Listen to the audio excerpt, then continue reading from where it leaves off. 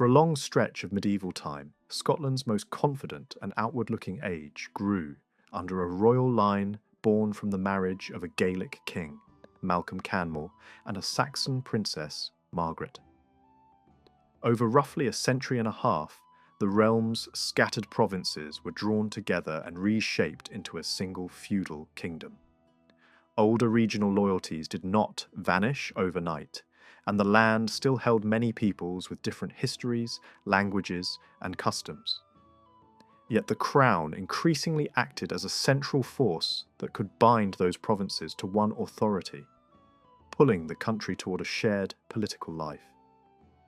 What emerged was not a simple replacement of one population by another, but a mixed society, one that gradually combined the strengths, habits, and tensions of several traditions. This consolidation reached its fullest form under Alexander III, the last king of that older Celtic royal house. By the mid-13th century, Scotland's political map was closing into the shape it would largely keep thereafter. A decisive moment came in 1266, when the Isles were brought under Scottish authority, completing the kingdom's geographical platform in a way that made its borders feel final rather than provisional. The country could no longer be viewed as a narrow Gaelic core ruling distant and semi-separate dependencies inhabited by Britons, Angles, or Scandinavians. It had become a feudal monarchy in which a Teutonic cultural weight was rising in influence, while Gaelic communities were increasingly pushed toward the rougher highland zones, or reduced in many areas to the lower ranks of rural society. The task of fusing provinces and populations had been difficult, and it carried a heavy irony. Just as the long work of concentration seemed finished, the dynasty that achieved it began to slip toward extinction, setting the stage for a brutal struggle over succession that would shake older institutions and open the way for power to pass more decisively into the hands of kings and nobles whose background was not purely native. Alexander's own family tragedies made the danger clear. The loss of his son and then his daughter left the kingdom staring at the prospect of a child heir, his young granddaughter, Margaret of Norway. A formal settlement was reached at a parliament held at Scone in early February 1284, setting the succession on the little princess should no new male heir be born. The leading men of the realm pledged to receive her as their rightful lady and future ruler, not only over Scotland itself, but over a wider ring of territories and island dependencies that had come to be seen as attached to the Scottish crown. This was a measure of how far the name and idea of Scotia had expanded from its older heartland. Regions that once stood as semi-independent borderlands were now reduced, in practical terms, to a smaller set of outlying possessions such as the Western Isles, and a few districts beyond the southern frontier. Even so, this final, compact Scotland did not appear all at once. The groundwork for a unified kingdom is best traced back to David I. Before his reign, royal authority had grown southward and westward by degrees, but the old name Scotia still clung most tightly to the eastern heartland between the Forth and the Spey. That zone remained the kingdom's nucleus, the area most closely linked to the monarchy's identity as rulers of the Scots. Expansion into the south began earlier, in the 10th century, when the Kingdom of Cumbria was ceded by an English king to a Scottish ruler. At that time, Cumbria stretched in a broad sweep from the Clyde down toward the Derwent, reaching to a boundary marker on the edge of Yorkshire lands. It included much of what later generations would think of as the western border districts, and it touched English regions that were still tied to Northumbria's orbit. Within another century, eastern territories from the Forth to the Tweed, including Lothian and Teviotdale, were also drawn into Scottish hands. Yet for a long period these southern lands remained exposed and politically awkward, lying beyond the older Scottish frontier, and vulnerable to separation whenever civil war, rival claimants, or partition within the royal house weakened the crown's grip. The story of those southern districts is one of repeated attachment and detachment.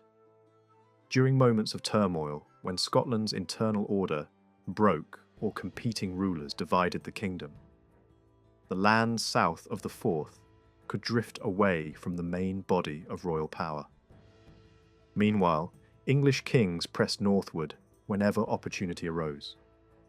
A significant tightening occurred when a Norman king seized the strip between the Solway and the Derwent in the late 11th century, placing it in new hands, and later tying it to ecclesiastical power in Carlisle. This shift made the southern line of Scotland's effective possession closer to what would become its later border.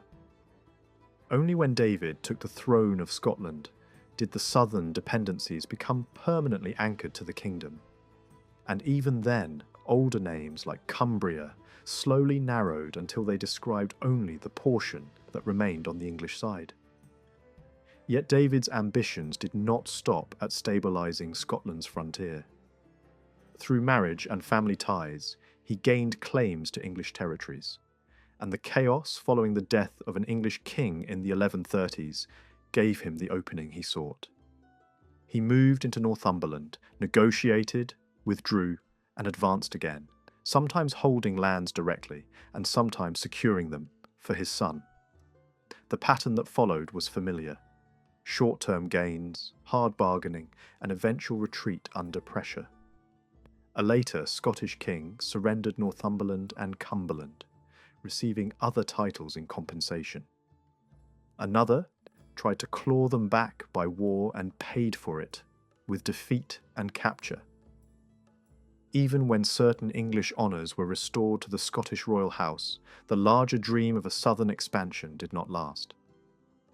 By the time the 13th century reached its later years, disputes with England were gradually narrowed into negotiated settlements, rather than open conquest, with land grants offered in place of wider territorial claims.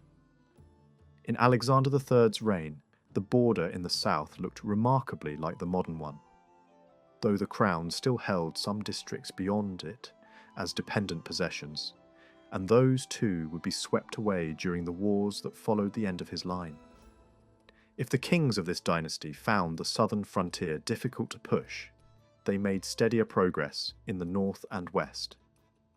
David I broke the semi-independence of Moray by crushing a major revolt, after which the province was no longer allowed its old autonomous leadership in the same form. Later, challengers attempted to recover it with allies from the west, but failed, and that failure opened the way for a deliberate policy. Royal castles appeared, native power was cut back, and the crown placed outsiders and new men into strategic positions. Other monarchs carried the same approach into Ross and beyond, extending direct authority, building fortresses and maintaining pressure even when local leaders tried to reclaim independence by backing rival dynastic claimants. In time, Caithness and the far north, long entangled with Scandinavian power, through the Earls of Orkney, were pulled closer into the Scottish orbit. Under Alexander II, the vast western seaboard region of Argyll was brought under firmer royal control so that the mainland north of the Forth and Clyde could be treated as securely within the Crown's grasp. The surrounding islands were another matter. Orkney and Shetland had deep Scandinavian roots, ruled by jarls whose allegiance pointed across the sea, and they did not become truly joined to Scotland until much later. The Western Isles stood in a more contested position. Norse raiders and settlers had seized much of that chain early, and rival sea kings fought over it for generations, with man often caught in the same struggle. Scottish kings continued to claim these islands as belonging to their realm, but at one point they were formally recognised as lying under Norway's authority. Over time, however, ties loosened. Local rulers in the Isles sometimes blended Norse descent with Gaelic connections, and the pull of Scotland grew stronger. When a Norwegian king attempted to reassert control in Alexander III's time and failed, the balance shifted decisively. Man and the Isles were ceded to Scotland in 1266, and by the early 1280s, they could be treated as dependencies of the Scottish Crown in formal succession arrangements. From then on, the Western Isles became firmly attached to Scotland, while Man's fate drifted through later conflict until it finally settled into English hands. This was the territorial stage upon which the Scotland of Alexander III stood, and it is possible to imagine its physical character with some clarity. Earlier observers had described the lands beyond Roman control as wild, marshy and thinly settled, and even if those early descriptions were exaggerated or clumsy, they catch something real about a landscape dominated by water, forest, and difficult ground. Long before stone towns became common, hill forts and rough earthworks crowned heights, and small clusters of huts gathered behind simple ramparts. By the early medieval centuries, fortified royal sites appeared in the north. Villages stood by lochs, and the great mountain spine running through the country shaped both movement and identity. Over time, human labour slowly altered the land. Christianity spread, planting monasteries and small communities that practiced agriculture and encouraged more settled rhythms. Forest edges were pushed back in places, wetlands were drained where possible, and richer lowlands near river mouths became more productive. By the late 12th and 13th centuries, Scotland's great natural boundaries still defined its regions. Mountain ranges that formed watersheds, long ridges that were hard to cross in winter, and river valleys that opened routes through otherwise forbidding terrain. But two striking features now marked the landscape in new ways. One was the rise of stone strongholds, castles built by incoming nobles granted land by the crown, and royal fortresses established on strategic sites. Around many of these strong points grew clusters of craftsmen, traders, and sailors, forming burghs and river towns where commerce could concentrate behind walls and gates. The second feature was the spread of large religious houses built in stone, belonging to monastic orders that brought new building styles, new methods of farming, and an economic discipline that could transform surrounding districts. These institutions were not simply spiritual centres. They were engines of cultivation, organisation, and influence. Contemporary descriptions, even when incomplete, sketch a kingdom dotted with royal castles and key settlements, strong places in Teviot to Dale and Lothian, major fortresses along the eastern corridor, and then the long, harsh crossing over the mountain barrier toward the north. They hint at travel routes where food could be scarce and passages miserable, and they reflect a coastline-focused view that sometimes overlooks central regions. Other writers speak with pride of a land strong by nature, difficult to enter, divided by mountains that once separated older peoples, yet rich in rivers, springs, and harbours, and capable of producing grain in the lowlands even if wine and oil were absent. In upland zones, the soil was poorer, suited more to oats and hardy crops, while wide areas supported grazing and sheep, and both river and sea supplied fish in abundance. Taken together, these accounts suggest a Scotland in transition, still heavily shaped by wild terrain, yet increasingly organised by fortresses, towns, and religious estates. The population of this Scotland was as complex as its geography. By Alexander III's reign, the realm contained several distinct groups, whose origins stretched across centuries.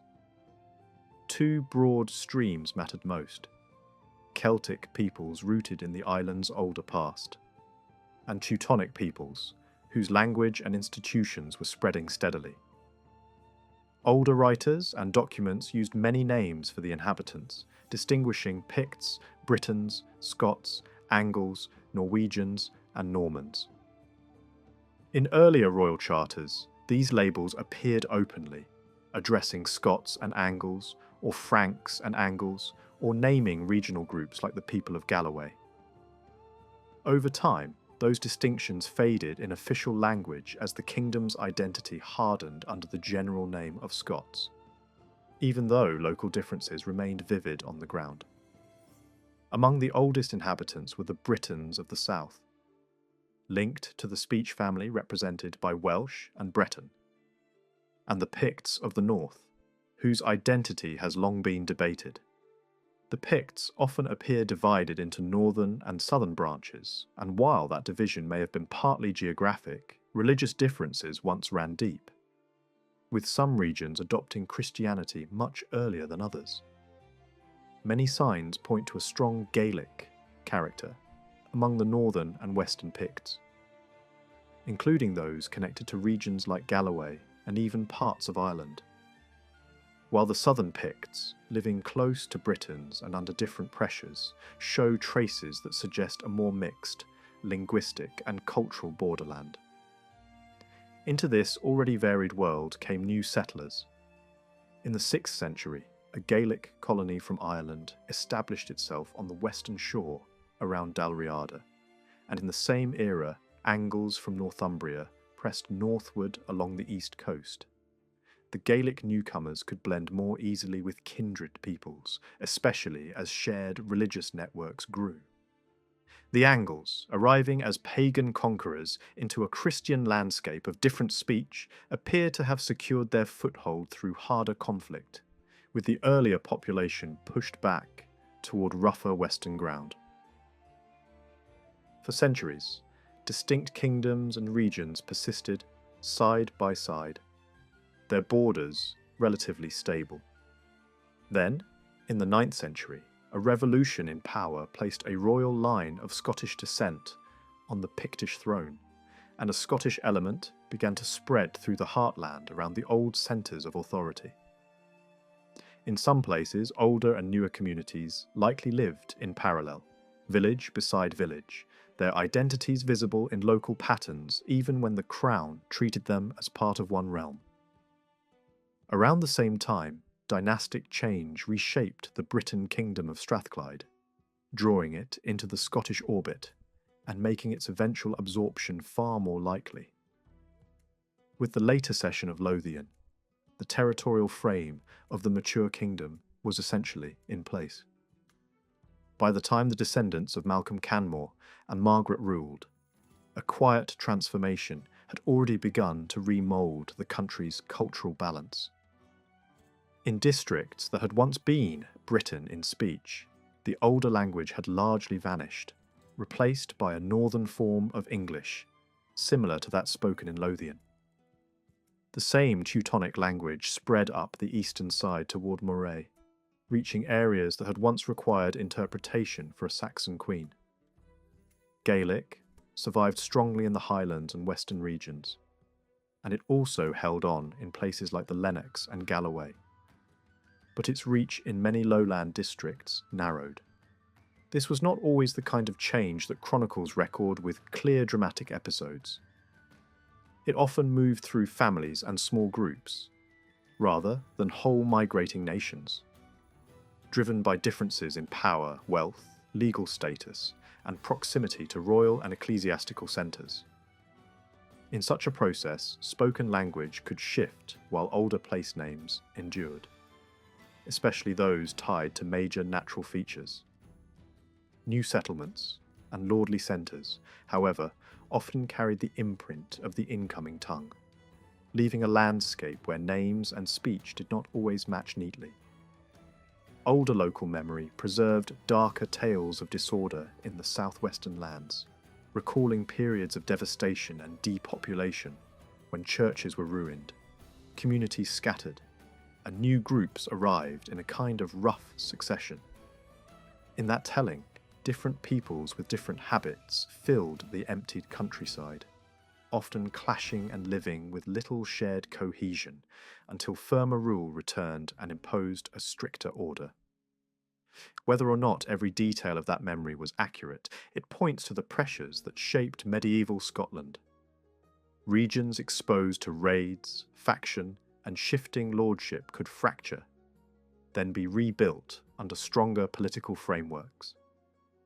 In the long arc, the monarchy and the institutions it supported gradually pressed the realm toward unity, not by erasing difference in a single stroke, but by forcing provinces, peoples, and loyalties into a tighter, more centralized structure. And it was precisely at the moment when that structure looked most complete under Alexander III that the kingdom was thrown into uncertainty again, as the line that built it ended and Scotland's future became a prize contested by rivals who would reshape it even further. Signs of renewal under David's rule stand in sharp contrast to the bleak memories preserved about the earlier condition of the land. Those memories suggest that much of the British population had gradually abandoned the region, leaving wide areas exposed to repeated devastation by foreign raiders who, over time, did not merely plunder but settled. References to lingering pagan practices point most clearly to Scandinavian intruders. In the late 9th century, Norwegian forces besieged the fortress of Alclyde, modern Dumbarton, captured it after months of pressure, and carried off large numbers of prisoners across the sea. Only a few years later, Danish bands operating out of Northumbria swept through Strathclyde and Galloway, leaving destruction in their wake. Other traditions speak of entire communities choosing exile rather than submission, withdrawing southward into Wales. Still later, the region suffered again under English kings, who ravaged it repeatedly before transferring it into Scottish hands. Even after that transfer, further incursions brought fire and slaughter. Taken together, these episodes paint a consistent picture of a land battered again and again, where long-term insecurity encouraged flight, fragmentation, and gradual replacement of older populations. Under such pressure, it is easy to imagine how the Britons of Strathclyde, isolated between Picts, Scots, Angles, and Scandinavian raiders, would slowly retreat toward their ancestral heartlands, further south. As they withdrew, neighbouring peoples moved into the partially emptied valleys and plains. There are traces suggesting that this process began early. The very names of certain places hint at earlier Frisian groups settling among the Britons, while long periods of domination by the Angles of Northumbria must also have left their mark. Over time, Anglic-speaking communities advanced along river valleys and fertile lowlands, especially through Teviot Dale, Upper Tweeddale, and the Clyde Basin, reaching Renfrew and Ayr. Their presence remains visible in settlement names that follow Saxon patterns. Meanwhile, the northern edge of the old British kingdom, around the mountains and lochs near Loch Lomond, took on a different character. There, Gaelic-speaking communities gained the upper hand, and the district became known as Lennox. To the southwest, Gaelic groups from Galloway pressed into Carrick, extending their influence into what is now southern Ayrshire. Alongside these gradual movements, a more deliberate reshaping of the land followed the rise of feudal lordship. Large territories were granted to incoming Norman nobles. Annandale passed to the Bruces. Eskdale and Uysdale were settled by Norman followers. Cunningham came under the control of the Morville family, while Renfrew and parts of Kyle were held by the royal stewards. These lords brought with them tenants and retainers from Northumbria and beyond, accelerating the transformation of the countryside. Within a relatively short time, almost the entire area once ruled by the Britons of Strathclyde had been linguistically and socially reshaped. The old population did not vanish entirely, but it lost control of the land and its language ceased to dominate public life.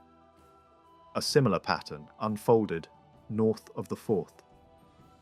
The marriage alliance that linked the Scottish crown to Saxon royalty tilted cultural influence decisively toward the south.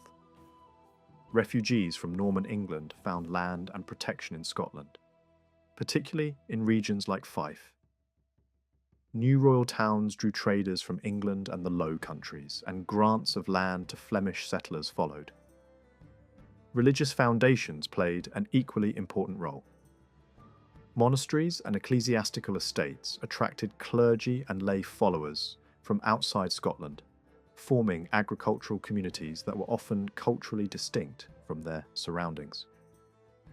On these church lands, remnants of the older Celtic population increasingly appear as dependent labourers rather than free landholders. As feudal tenure spread, land passed steadily into the hands of Norman families, and military obligations replaced older forms of ownership. Only on certain crown lands did earlier customs linger for a time.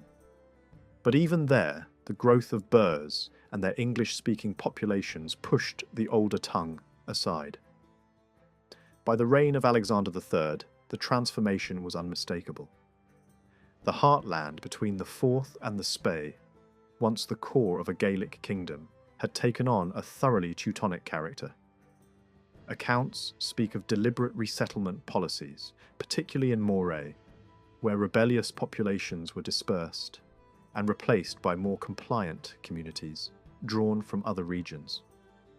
While such descriptions are often exaggerated, it is plausible that strategic lowland zones along the Moray Firth were intentionally repopulated to secure royal authority, leaving the older Gaelic population increasingly confined to uplands and marginal areas.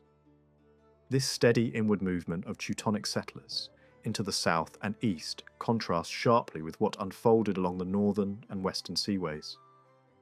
There, the Celtic population faced a more direct challenge from Scandinavian raiders. Yet the outcome was very different.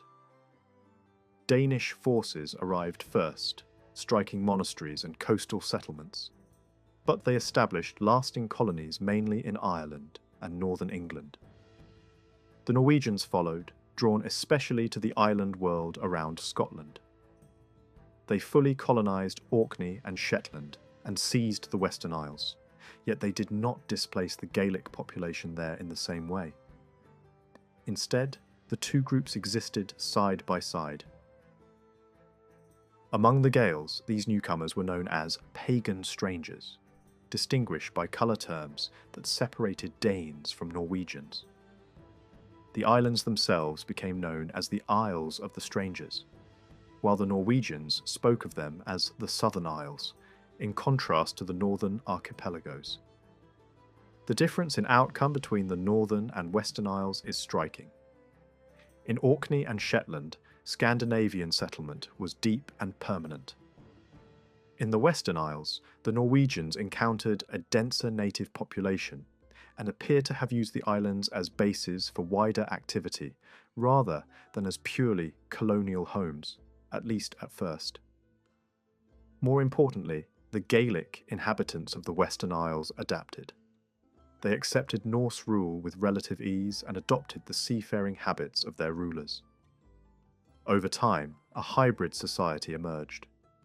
Gaelic warriors took to the longships, joined raiding expeditions, and absorbed elements of Norse culture. Saga traditions even describe the islands as being held by Gaelic-speaking Vikings, reflecting this blending. When a powerful Norwegian king sought to impose firmer control, he succeeded temporarily, extending authority over both the northern and southern isles. Yet his grip weakened after his death, and the island slipped back into a contested state, fought over by rulers based in Ireland and the northern seas. Throughout the 10th and 11th centuries, authority in the Isles shifted repeatedly. Leaders with Gaelic names appear holding power, sometimes aligned with Irish kings, sometimes with Scandinavian jarls. Even when Norwegian earls dominated, local rulers of mixed descent played key roles, collecting tribute and forging marriage alliances. At the height of Norwegian power, large portions of northern Scotland fell under Scandinavian influence, while a Gaelic ruler held what remained further south. When that balance collapsed, the mainland districts returned to native hands, and the Isles once again followed a separate course. In the later 11th century, a new Norse dynasty arose in the Isles under a formidable sea king who expelled the Danes from Man and extended his rule across the island chain. His reign marked a renewed Scandinavian dominance, but even then, Gaelic strength remained visible. After his death, Norwegian kings intervened directly, and the Isles were formally detached from Scottish authority for a time.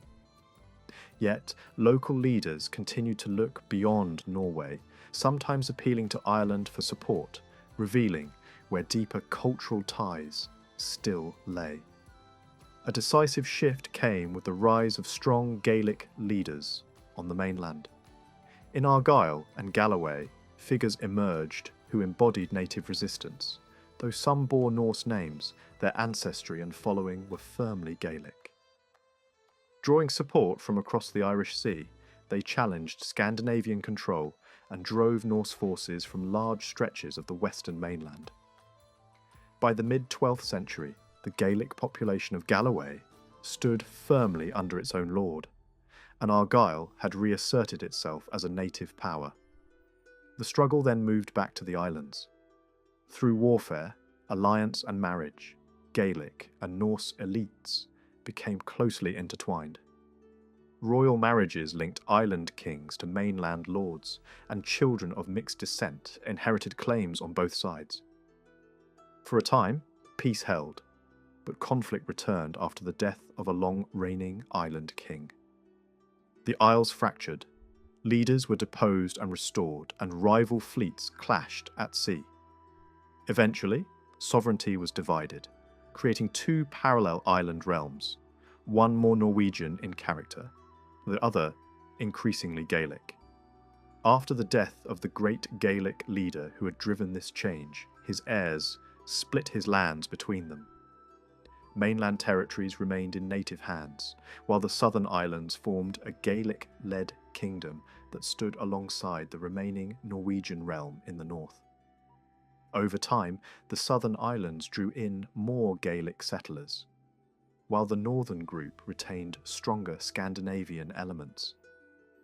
This division is still reflected in place names, which are denser and more uniformly Norse in the northern islands than in those further south.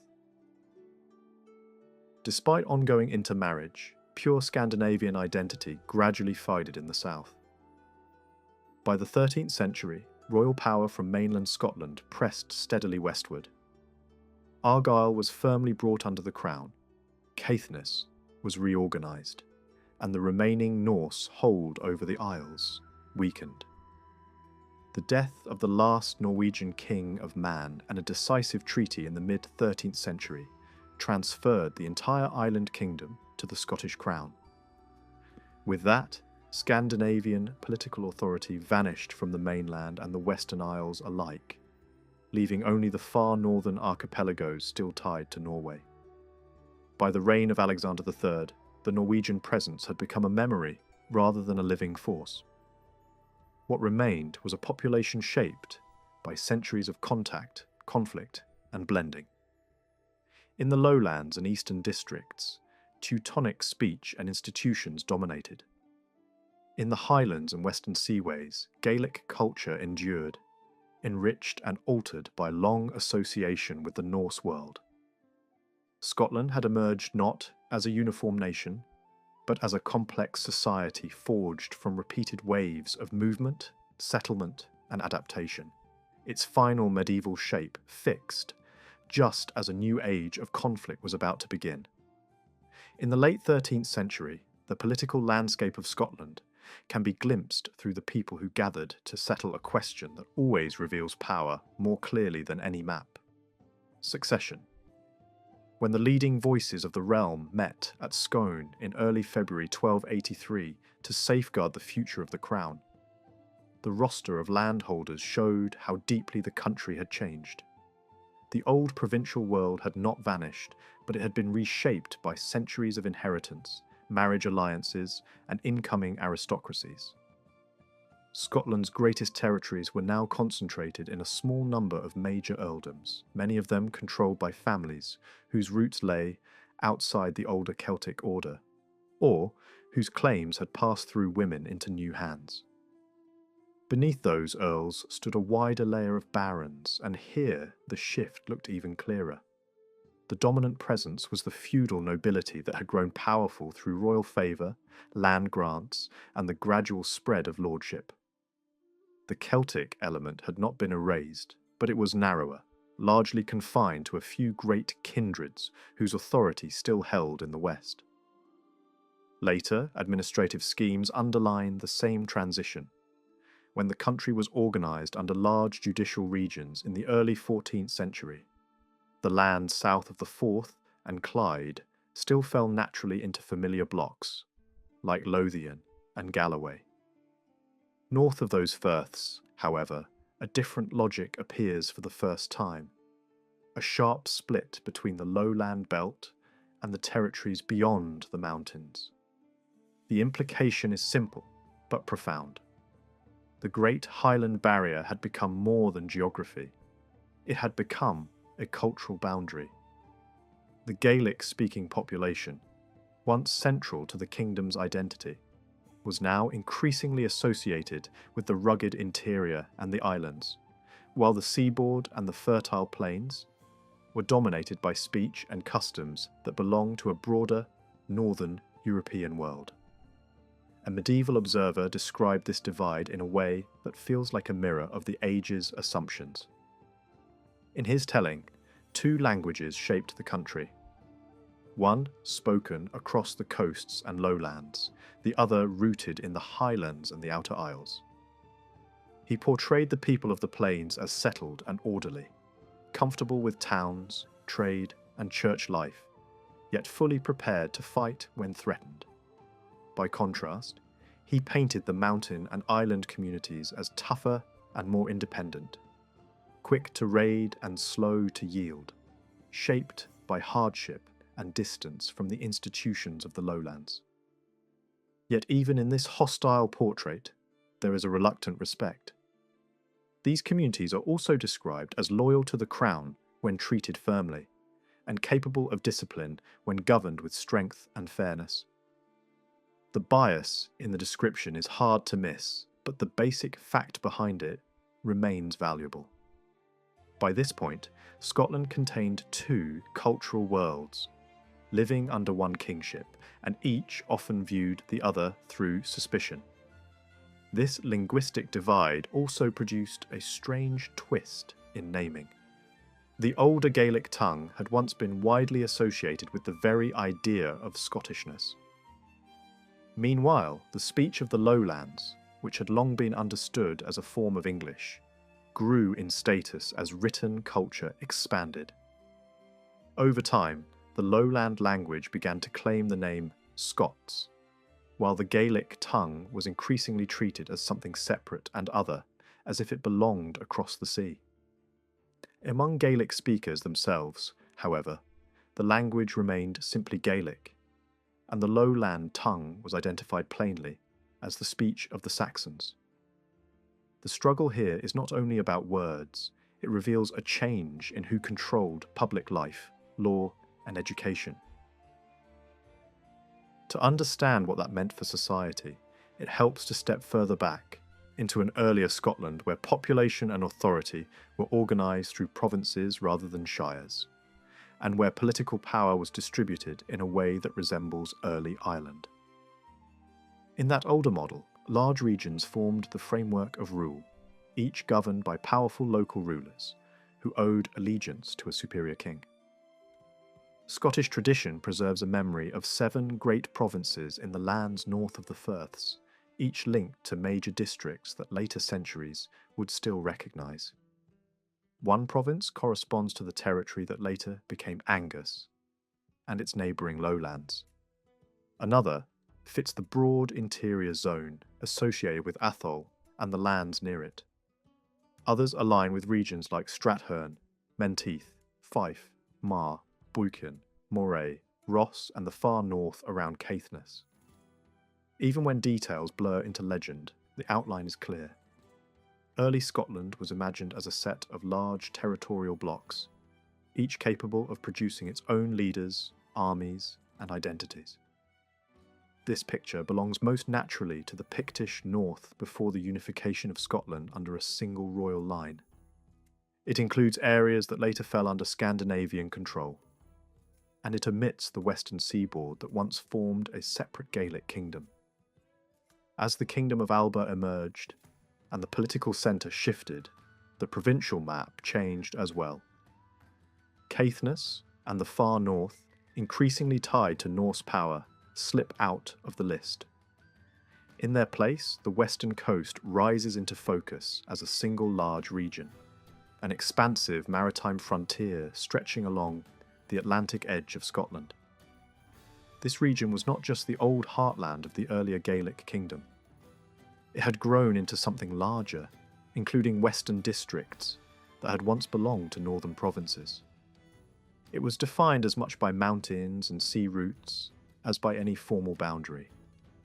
By the 12th century, legal and royal practice treated this western seaboard as a vast, distinct zone, separate from the more tightly administered heartland between the Forth, the Spey, and the mountain spine of the country. Even within that western region, divisions mattered. A southern part more closely tied to the Scottish crown, and a northern part more connected to Moray and Ross. The name used for this western land carried layers of meaning, often explained in different ways, but the most convincing sense is geographical. It is a frontier zone, a coastal margin, a boundary land of the Gaels. Norse observers had their own name for it, one that evokes valleys and long sea inlets, as if defining the region by its shape and travel routes, rather than by its rulers. The most important change, however, was not the map itself, it was the titles of power. In the older model, provinces were imagined as kingdoms ruled by kings, with lesser rulers beneath them. In the later model, most provincial rulers no longer carry the title of king at all.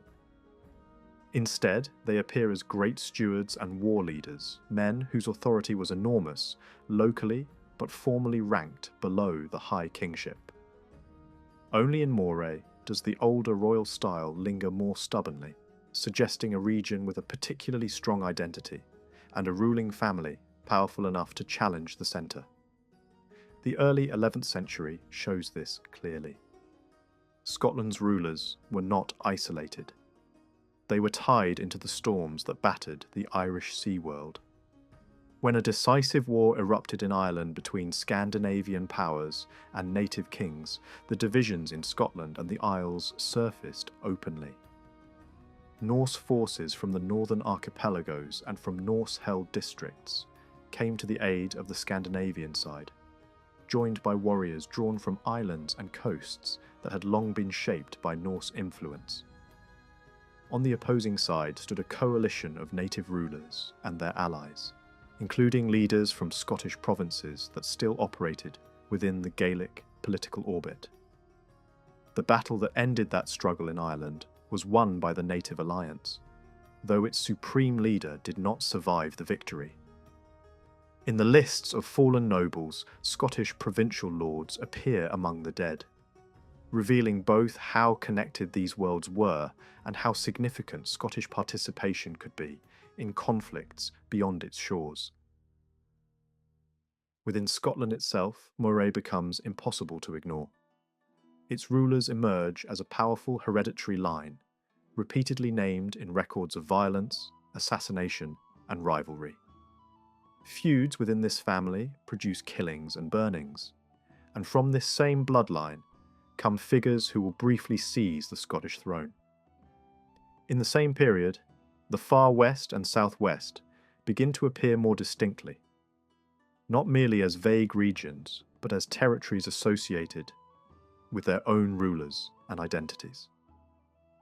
A name once used for Gaelic communities who had adopted Norse ways becomes tied, more specifically, to the district later known as Galloway, a place that sat near the meeting point of Scotland and England, and became a recognised frontier in both geography and culture. Then, in the 1030s, the balance of the kingdom is shaken by a succession crisis.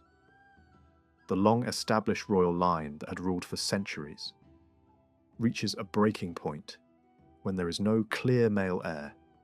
A claim through the eldest daughter provides one path forward, but the rules of inheritance were not uniform across Scotland, and older customs still carried weight in some regions.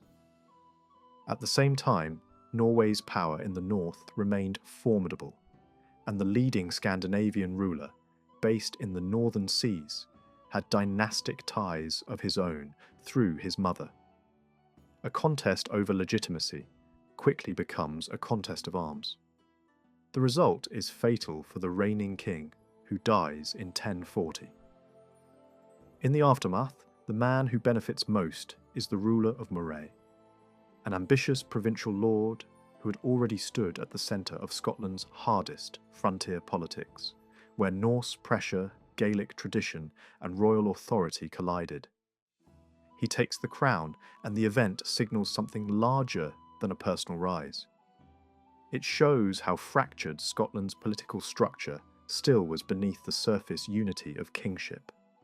Provincial powers could still make or break the realm, and the boundaries between king, steward, and warlord could blur when the throne itself became vulnerable.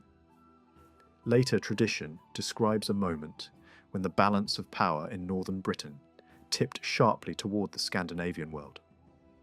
One narrative claims that the northern Earl Thorfinn pursued a defeated Scottish force and pushed his authority far into the mainland, reaching as far south as Fife.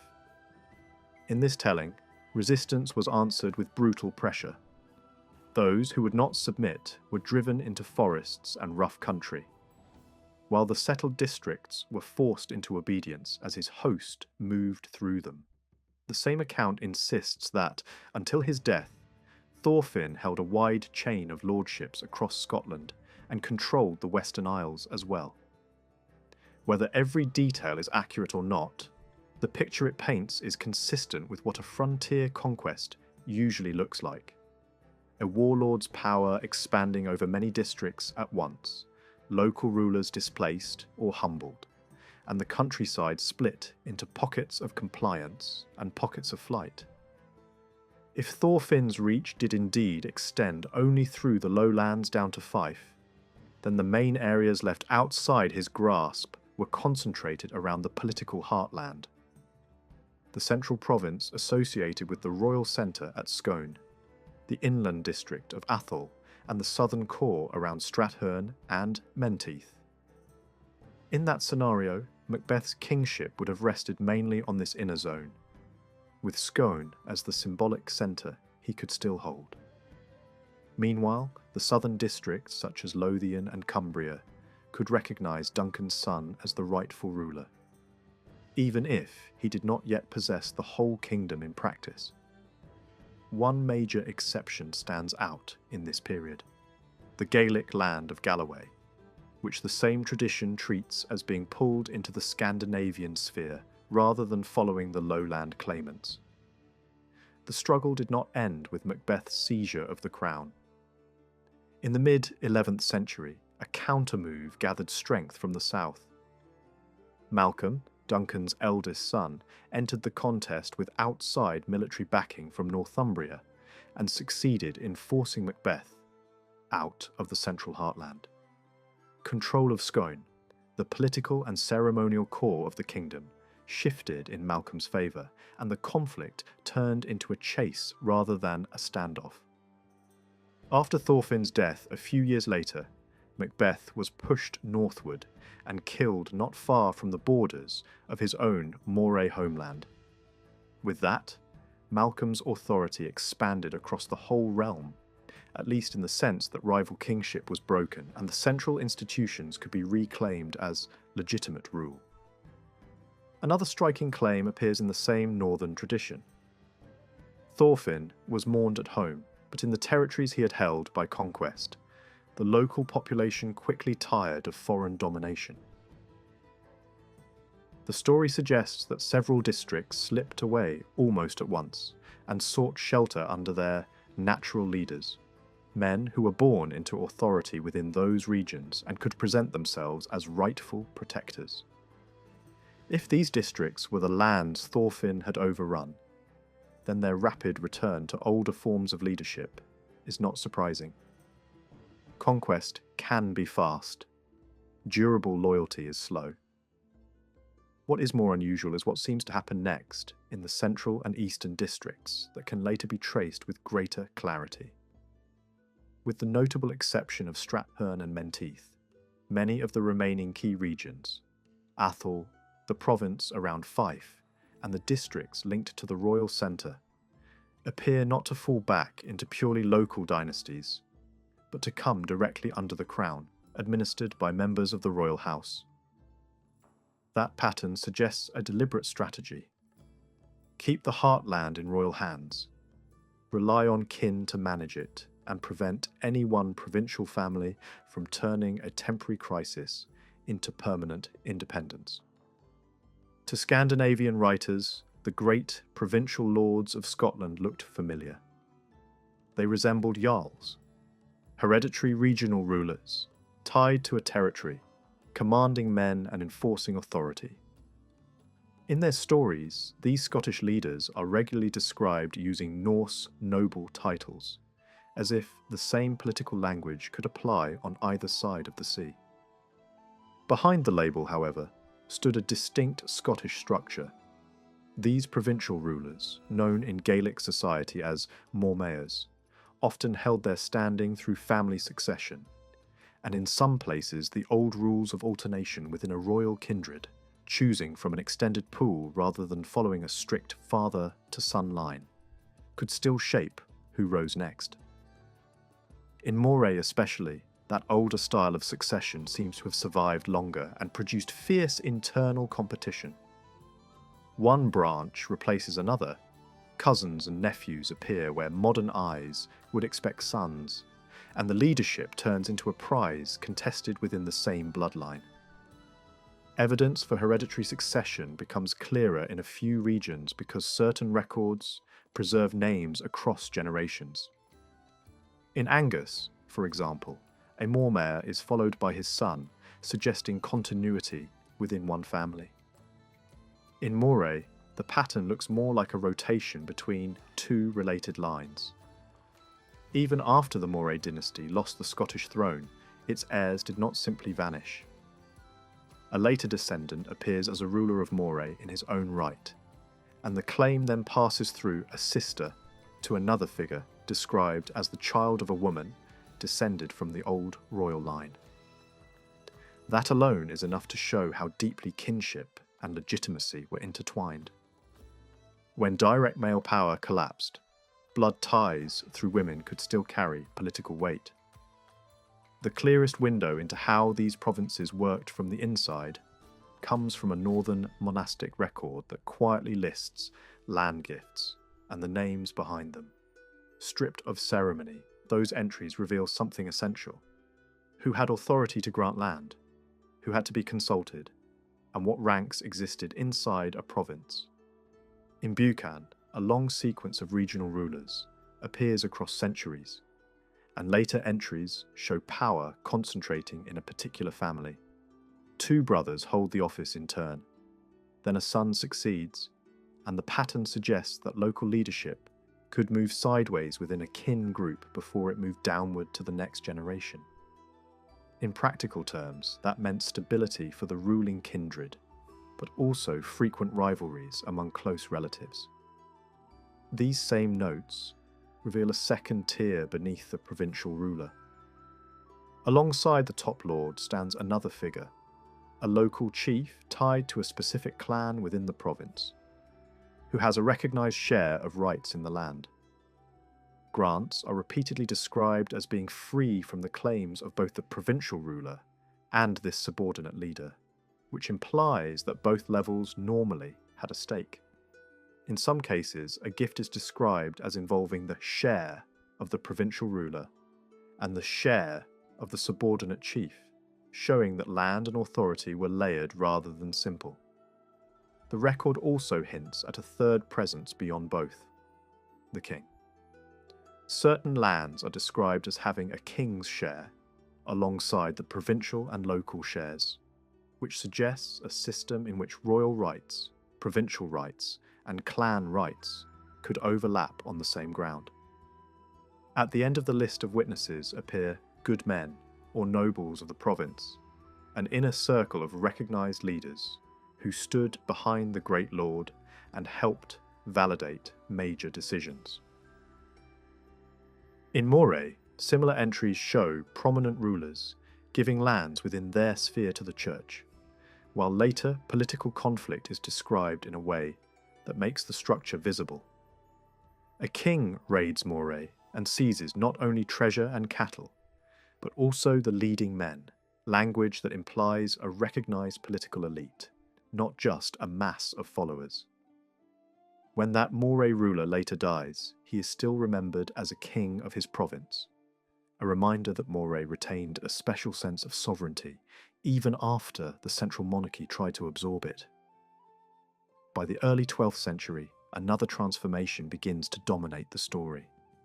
The gradual reshaping of these old Celtic power structures into a kingdom run through, more recognisably, southern institutions.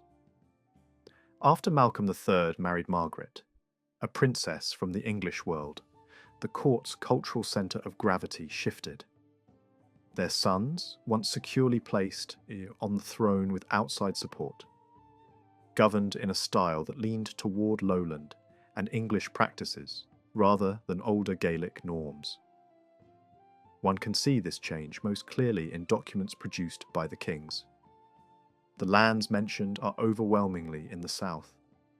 The circles of witnesses are filled with men bearing names and backgrounds tied to the lowlands and beyond the border, and the entire tone suggests a court aligning itself with the political habits of England. A key sign of the new direction appears in a charter connected with Scone. The form of the document follows English models, and the witness list is revealing. Alongside bishops stand a set of leading laymen who carry the title Earl. The important point is not the Latin word itself, but what it replaces. These are, in effect, the same men who earlier would have been described as mormayers, provincial rulers with deep local authority. Now they are presented through the language of a feudalising court. Several can be linked to major regions like Strathern, Atholl, Mar, and Buchan. Even when identities are uncertain for one or two names, the overall pattern is hard to deny. The monarchy is rebranding the highest Gaelic leadership in the kingdom, pulling it into a framework that fits royal charters, court procedure, and a more standardised political hierarchy. In later royal documents, the earls appear again, now listed in a way that places them at the head of the lay elite, followed by officers of state and foreign barons. Among the earls, a figure associated with Fife becomes increasingly prominent, not just as a noble, but as a senior judge, someone whose authority includes law and arbitration. Disputes over land boundaries bring this earl to the forefront, surrounded by local officials and armed followers, and the language suggests a province mobilised for a legal process as much as for war. Beneath him are lesser leaders who resemble the subordinate chiefs seen earlier in the Buchan record.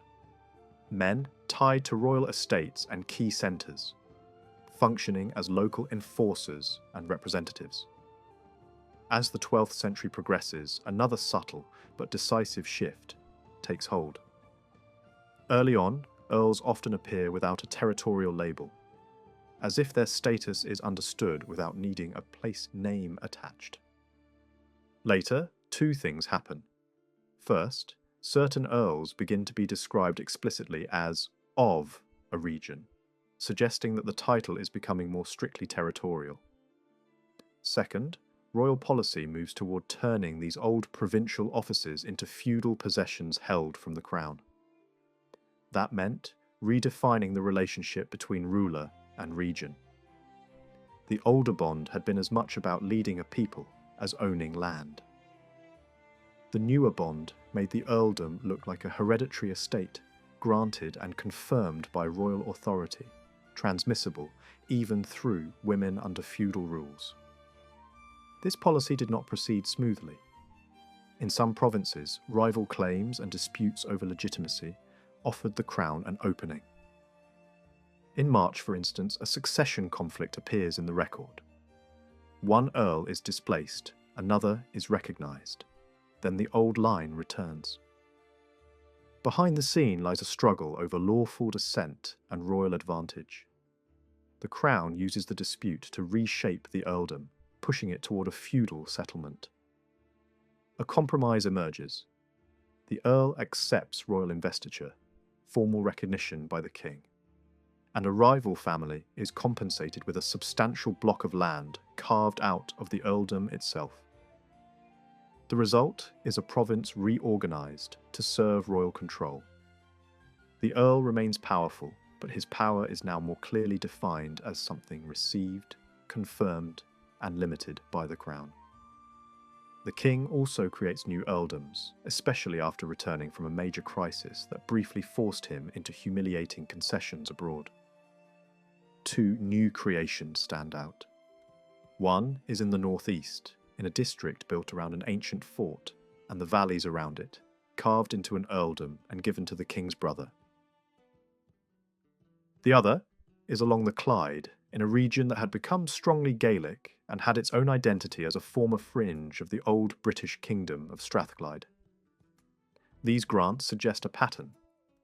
Royal lands are used to build loyal power bases for close kin, and frontier districts are reorganised so they can be managed through titled lordship rather than through older tribal structures. Yet even here, local reality pushes back. One of these new earldoms soon returns to the crown after a line ends. The other slips into the hands of a native Gaelic family, indicating that the crown could not always impose an outsider's authority where local leadership traditions were still strong. The king's brother, meanwhile, gains a major English earldom through inheritance, and this broader shift in his position likely explains why he relinquishes the Clyde earldom to the leading man of the district. In other words, even royal plans had to adapt to the gravitational pull of local society. Some regions could be feudalised quickly, while others demanded accommodation with native elites. The most dramatic sign that the old order was still capable of resisting royal direction comes in a revolt during Malcolm IV's reign. A group of major Celtic earls, led by the Earl of Strathern, besieges the king in Perth. Contemporary explanation presents the act not as simple treason but as a claim to defend the common good, a phrase that sounds noble yet still implies deep political tension.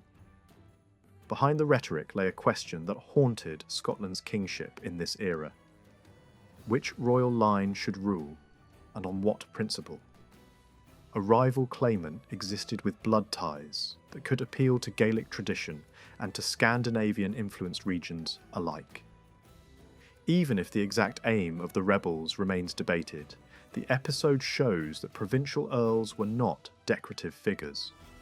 They could act collectively, threaten the king directly, and force negotiations.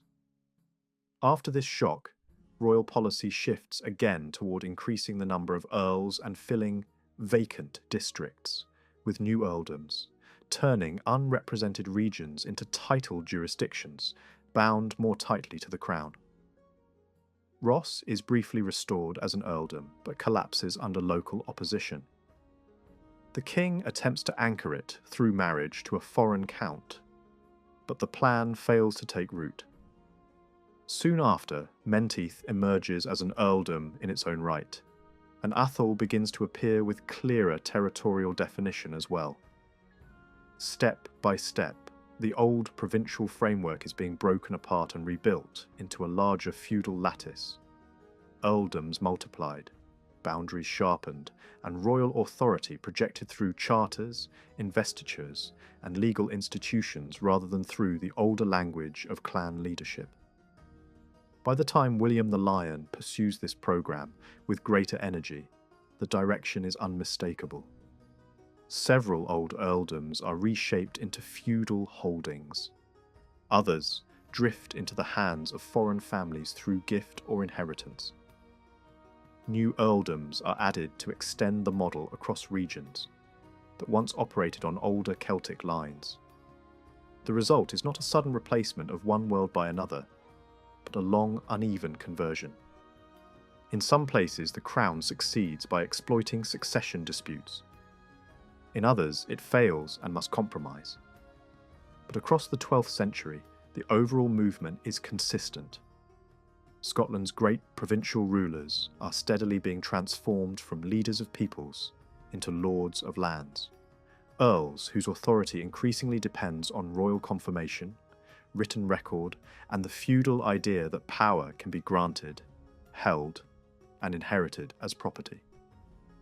In the late 12th century, the Scottish crown pushed more aggressively into the far north and the western edge of the realm, not only with armies, but with the practical tools of control: fortresses, confiscations, and loyal local partners. Around 1179, William the Lion tightened royal authority in Ross.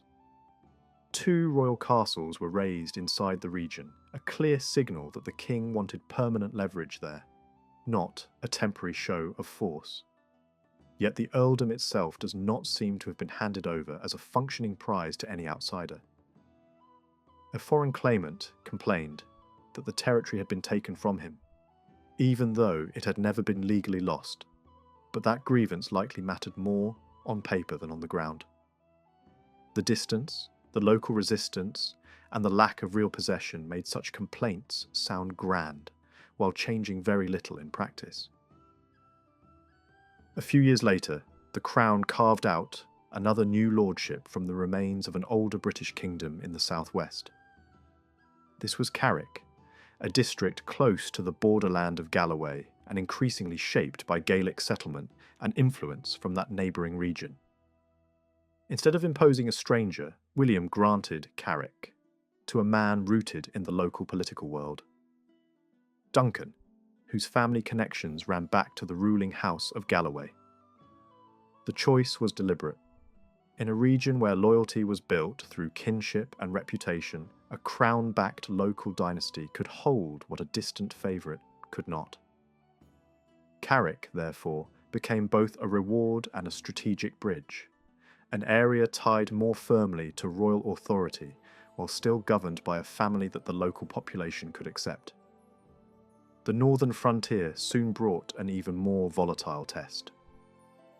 A crisis erupted in Caithness, where the killing of the bishop became the spark for open confrontation between the Scottish king and the Scandinavian-linked power that still dominated the far north.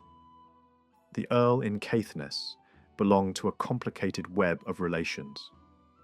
Connected to the Scottish royal line through his father's side, yet tied to Norse influence through inheritance and family alliances. His marriage links also drew him toward a broader anti-crown network among northern aristocratic families. In other words, Caithness was not simply rebellious. It was a zone where overlapping loyalties, Scottish blood, Norse inheritance, Gaelic alliances, created a political identity that could resist being folded neatly into the king's system. William responded with force. 2 separate royal invasions battered Caithness until a settlement was imposed. The arrangement was a partition in all but name.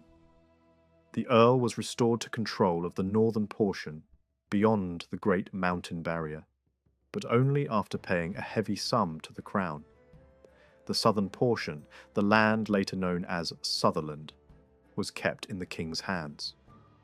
It was then granted out to a loyal newcomer family as a lordship, and, in the next generation, elevated into an earldom. The method is revealing. Punish the frontier earl without removing him entirely, keep the most strategically useful slice under direct royal influence, and plant a dependable house there to anchor the crown's presence permanently. By the end of William's reign, another long-standing Gaelic earldom had shifted hands through marriage, showing how quickly older regional power structures could be redirected by dynastic strategy. In Buchan, the last representative of the earlier ruling line left an heiress, and the earldom passed into the hands of a Norman family through that marriage. It was not necessarily a hostile takeover. It was a reminder that, in a kingdom being reshaped, inheritances could carry ancient titles across cultural boundaries, moving authority from old provincial dynasties to families tied more closely to the crown's evolving system. When Alexander II came to the throne, he continued the same broad approach, expanding the number of earldoms, reshaping older ones, and using titles as instruments of government. Yet the older idea of a small group of premier earls did not disappear. Again and again, a core seven emerges in key moments, treated as a recognised political body with ceremonial and constitutional weight. At Alexander's coronation, these leading earls appear as the visible framework of national leadership. The names could shift over time, but the pattern remained. A select group whose presence gave public legitimacy to a king's accession and, by extension, to the stability of the realm. One succession dispute in Atholl exposes how different kinds of earldoms were understood. When an older Gaelic earldom ended without a male heir, two sisters stood as heirs, and a crucial question followed. Should the territory be split like ordinary inherited land, or should it pass as a whole to the eldest? The royal court decided that the earldom could not be divided and that the elder sister took it entirely. That ruling points to a lingering, older logic. Certain earldoms were not treated as simple property. They were tied to a single dignity and a single seat of authority, closer to an office that carried land for its support than to an estate that could be cut into portions. The later history of Atholl shows how fragile such arrangements could be once marriage politics entered the picture. The Countess's husband held the title during her lifetime, and after their son inherited, his death threw the succession back to the surviving sister and her Norman husband. Atholl's story becomes a lesson in transition. Older earldoms might resist division in law, but they could still be redirected through marriage into new aristocratic networks. A broader debate, raised later during a major royal succession crisis, helps explain why these distinctions mattered. Some argued that if great inheritances could be divided elsewhere, the kingdom itself might be divisible as well. Others insisted that a kingdom was indivisible, and that even earldoms had their own special rule. The resulting legal opinions drew a line. Ordinary baronies were divisible among co-heirs, but the old earldoms were not. If an earldom fell to daughters, the eldest received it as a whole. If the younger sisters were left without provision, they might receive compensation, but as a concession rather than a right. The language of compromise reveals tension between two legal worlds, one viewing lordship as property, the other viewing it as a single rank that demanded a single holder. The difference becomes clearer when examining earldoms shaped by royal policy or created outright by the crown. These newer or reworked earldoms behaved far more like ordinary feudal inheritances. Caithness provides a striking example. After its conflict and settlement, it functioned like a divided inheritance. The title could pass to one heir while land was split, producing earls who held only a fraction of the earldom's territory. Similar patterns appeared elsewhere when families forfeited lands, or when great lordships were reshuffled after political collapses. A title might be awarded to one man, while large portions of the land ended up in another family's hands. In practice, this created earldoms that looked powerful in name, but were fragmented in wealth and authority. Menteith, another earldom formed through royal policy, shows the same mechanics in a more dramatic human story. It passed by marriage into a powerful family, then, after the earl's death, into a new marriage that scandalized the political elite.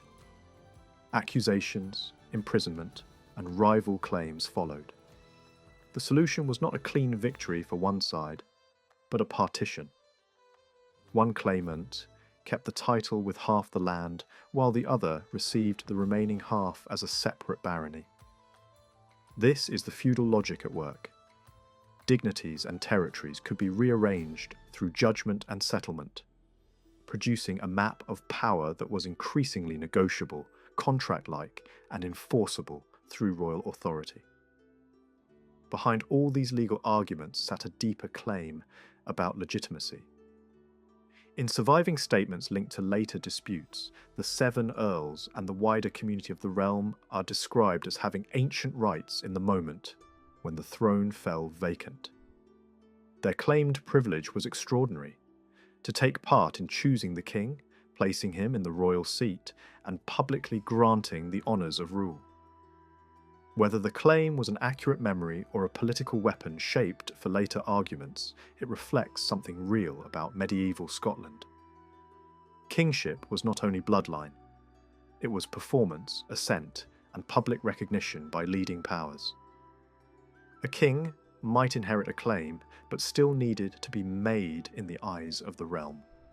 While the crown pushed north and reshaped titles, one region stood out as unfinished business. Argyll, the great western zone that had long balanced between local dynasties and royal reach. Alexander II moved early to tighten his grip by joining northern Argyll more closely to the earldom of Ross, and then placing Ross in the hands of a man whose family background made him a reliable ally. This was not simply a reward, it was a strategy. Take a region that had been unstable, bind it to a loyal earldom, and transform that earldom into a crown-aligned power base. When further rebellion broke out in the west, Alexander responded with a direct royal expedition into Argyll. The campaign's outcome, as later stories describe it, split the population into two reactions. Some submitted, offering hostages and money and keeping their lands. Others fled, abandoning estates and movable wealth. Those abandoned properties were then redistributed to the king's followers at his discretion. The pattern is familiar in medieval state building. Submission preserved local elites. Resistance triggered dispossession.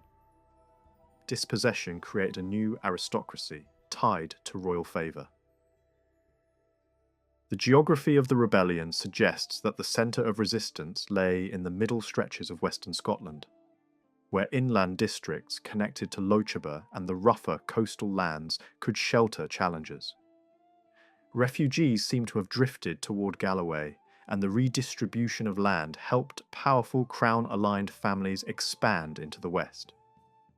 Some districts, such as Lochaber, soon appear connected to major magnates. In the south of Argyll, however, the situation was different. Long-established local lords appear to have chosen submission and retained their core territories, especially in areas like Lorne. At the same time, the Crown's favour helped elevate new supporters in the interior, laying foundations for families that would later become central pillars of royal authority. The Seven Earls appear again in Alexander II's reign in moments of international significance. During a major agreement with the English crown, 7 Scottish earls swore to uphold the settlement. Yet the composition of the 7 was not fixed. In one oath list, earls like Lennox and Ross appear, while in another, a few years later, Fife and Menteith return and other names drop out. The number 7 remains constant, but the membership shifts with political circumstance, inheritances, disputes, marriages and deaths. This suggests that the 7 was as much a constitutional ideal as a strict roster. The realm expected 7 leading earls to stand for national consent, but which earldoms filled those seats could change as the balance of power changed. The reasons for those changes are visible in the background. At times, an earldom was held by a powerful magnate from a dominant family, then passed to a widow, then to a second husband of different political weight. Angus, for instance, moved through marriage into the hands of one major family, then, after the earl's death, into the hands of a new husband chosen by the widowed countess. Each such shift could affect which earls were most prominent at court, which were trusted to swear national oaths, and which were politically convenient to present as the kingdom's leading voices. Fordoun paints Alexander III's coronation as a vivid, almost theatrical scene, but he does not clearly place the 7 earls at the centre of the ritual the way older traditions implied. He simply describes the young king, only 8 years old, surrounded by nobles, earls, barons, and knights, while naming only a few leading figures. Yet the Gaelic ceremonial presence at this coronation was strong enough that it is hard to imagine the older elite being completely absent from the moment. And there is a clearer sign soon afterward. Early in Alexander's reign, a great religious ceremony took place at Dunfermline, when the relics of St. Margaret were formally placed in a shrine. Contemporary records describe that event as being witnessed not only by church leaders and nobles, but specifically by 7 bishops and 7 earls. That detail suggests that the old pattern still existed, at least as a public idea of how Scotland displayed unity. A small circle of top earls standing as representatives of the realm. Even so, the direction of travel was obvious. As the 13th century moved on, the 7 earls began to lose their separate identity. They did not vanish overnight, but their special standing faded as the number of earldoms grew and as the political community widened. By the time the succession was arranged in 1284, the older group no longer appears as an independent corporate force. Instead, it is absorbed into a broader national gathering, an assembly of nobles and clergy that represented the kingdom in a more expansive feudal sense. Earls now numbered far more than 7, and the political centre of gravity shifted from a small, semi-traditional inner circle toward a larger body of landholders and churchmen who expected to be heard in matters of state. After the death of the Maid of Norway, the leading earls still appeared in the debates and manoeuvres surrounding the crown, but they did not dominate events as a separate bloc. What looks like their last serious attempt to act as a united force came in 1297, when a group of major earls joined with powerful allies and marched into England. They gathered at Annandale, pushed toward Carlisle, and laid siege to it. The campaign went badly. The siege failed, the army pulled back, and then regrouped at Roxburgh for a second raid into northern England. That strike reached as far as Hexham, which was attacked and looted. Emboldened by the booty, the force then turned back towards Scotland and took Dunbar Castle after the local earl aligned himself with England. But the counterstroke came quickly. English forces retook the fortress, and the Scottish leadership suffered a heavy blow. Several earls were captured along with prominent nobles, knights, and members of their households, and were carried off to prisons in England. After that humiliation, the old 7 earls effectively disappear as a distinct constitutional body. From then on, political authority is described in broader terms as the community of the realm and the estates of the kingdom, rather than a privileged group guarding its own ancient role. The larger assemblies of this period reveal how wide representation had become. When Scottish leaders appealed to England over the proposed marriage of the English prince to the Norwegian heiress, the signatories included senior bishops, guardians of the kingdom, many other diocesan bishops, nearly all the earls, abbots, and priors from major religious houses, and a large number of barons who held land directly from the crown. Later, in the Great National Declaration aimed at the papacy, the signatures again speak for the realm through leading earls and barons, rather than through any separate 7-earl institution. Scotland's political voice had broadened, and the old framework, though remembered, was no longer the machinery of power. By the reign of Alexander III, landholding in Scotland had also taken on a clearer shape. A large share of territory was held directly from the crown by barons who owed military service, and most of these men came from families tied to the newer aristocratic world, rather than from older Gaelic lineages.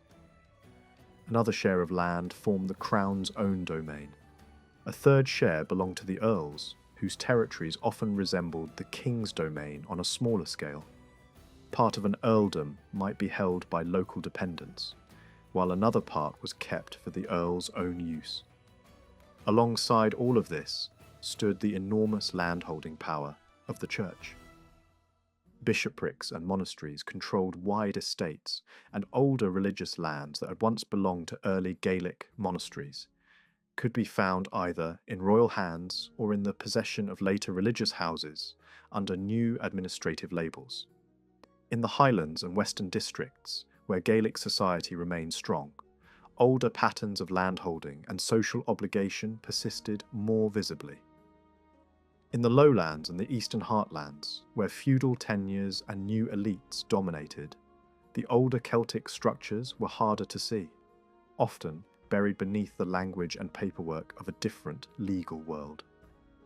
Forden, writing from a later viewpoint, but clearly drawing on lived reality around him, describes how royal land could be held in layers.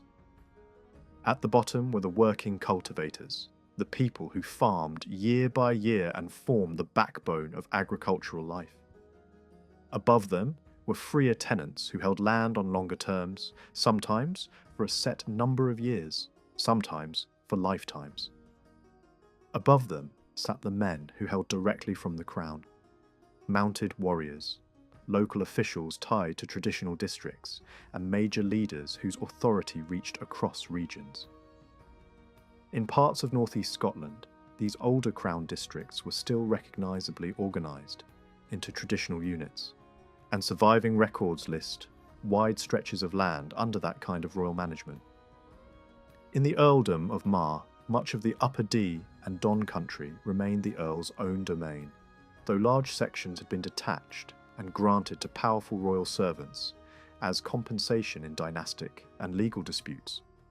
In Atholl and Strathearn, older district-based holdings can still be traced, some under the Crown and some under Earls, showing how long earlier structures could survive when they were useful to the ruling order. Moving west, the picture shifts sharply. In the Highlands and coastal Gaelic districts, the tribal system was not wiped away by feudal paperwork. Even when kings granted formal rights to outside barons, those grants often produced little more than an abstract superiority. They did not always plant new settlers or replace the people who actually lived on and worked the land. When the Hebrides passed from Norwegian control into Scottish hands in Alexander III's time, many of the great Gaelic sea lords kept their local dominance, simply shifting the identity of the overlord they recognised. At the great national meeting that prepared for the succession crisis in the 1280s, the leading men from the Somerled descended dynasties appear alongside the wider political community. Lords whose power extended across mainland districts and island chains and who could not be ignored in any serious settlement. After Alexander III's death, the Crown under John Balliol attempted something bold in the west, bringing those regions into the same administrative framework used elsewhere, dividing them into sheriffdoms and placing royal officers over them. A law passed in the early 1290s reveals what that landscape looked like at the time. The new sheriffdom of Skye was designed to cover a broad northern maritime zone, including crown lands, territories linked to the Earls of Ross, and island groups whose real power lay with entrenched Gaelic families. Another sheriffdom was structured around Lorne and the neighbouring mainland districts, gathering together the estates of major lords and smaller clan leaders, from Ardnamurchan and Morvern through the lands of powerful regional dynasties and rising families, such as the Campbells. A third sheriffdom was laid out for Kintyre and nearby territories, reaching into Cowal and the island of Bute, again listing the principal landholders, whose cooperation, or resistance, would determine whether royal administration meant real control or merely a statement of intent. The Scotland of Alexander III was not a single, uniform landscape.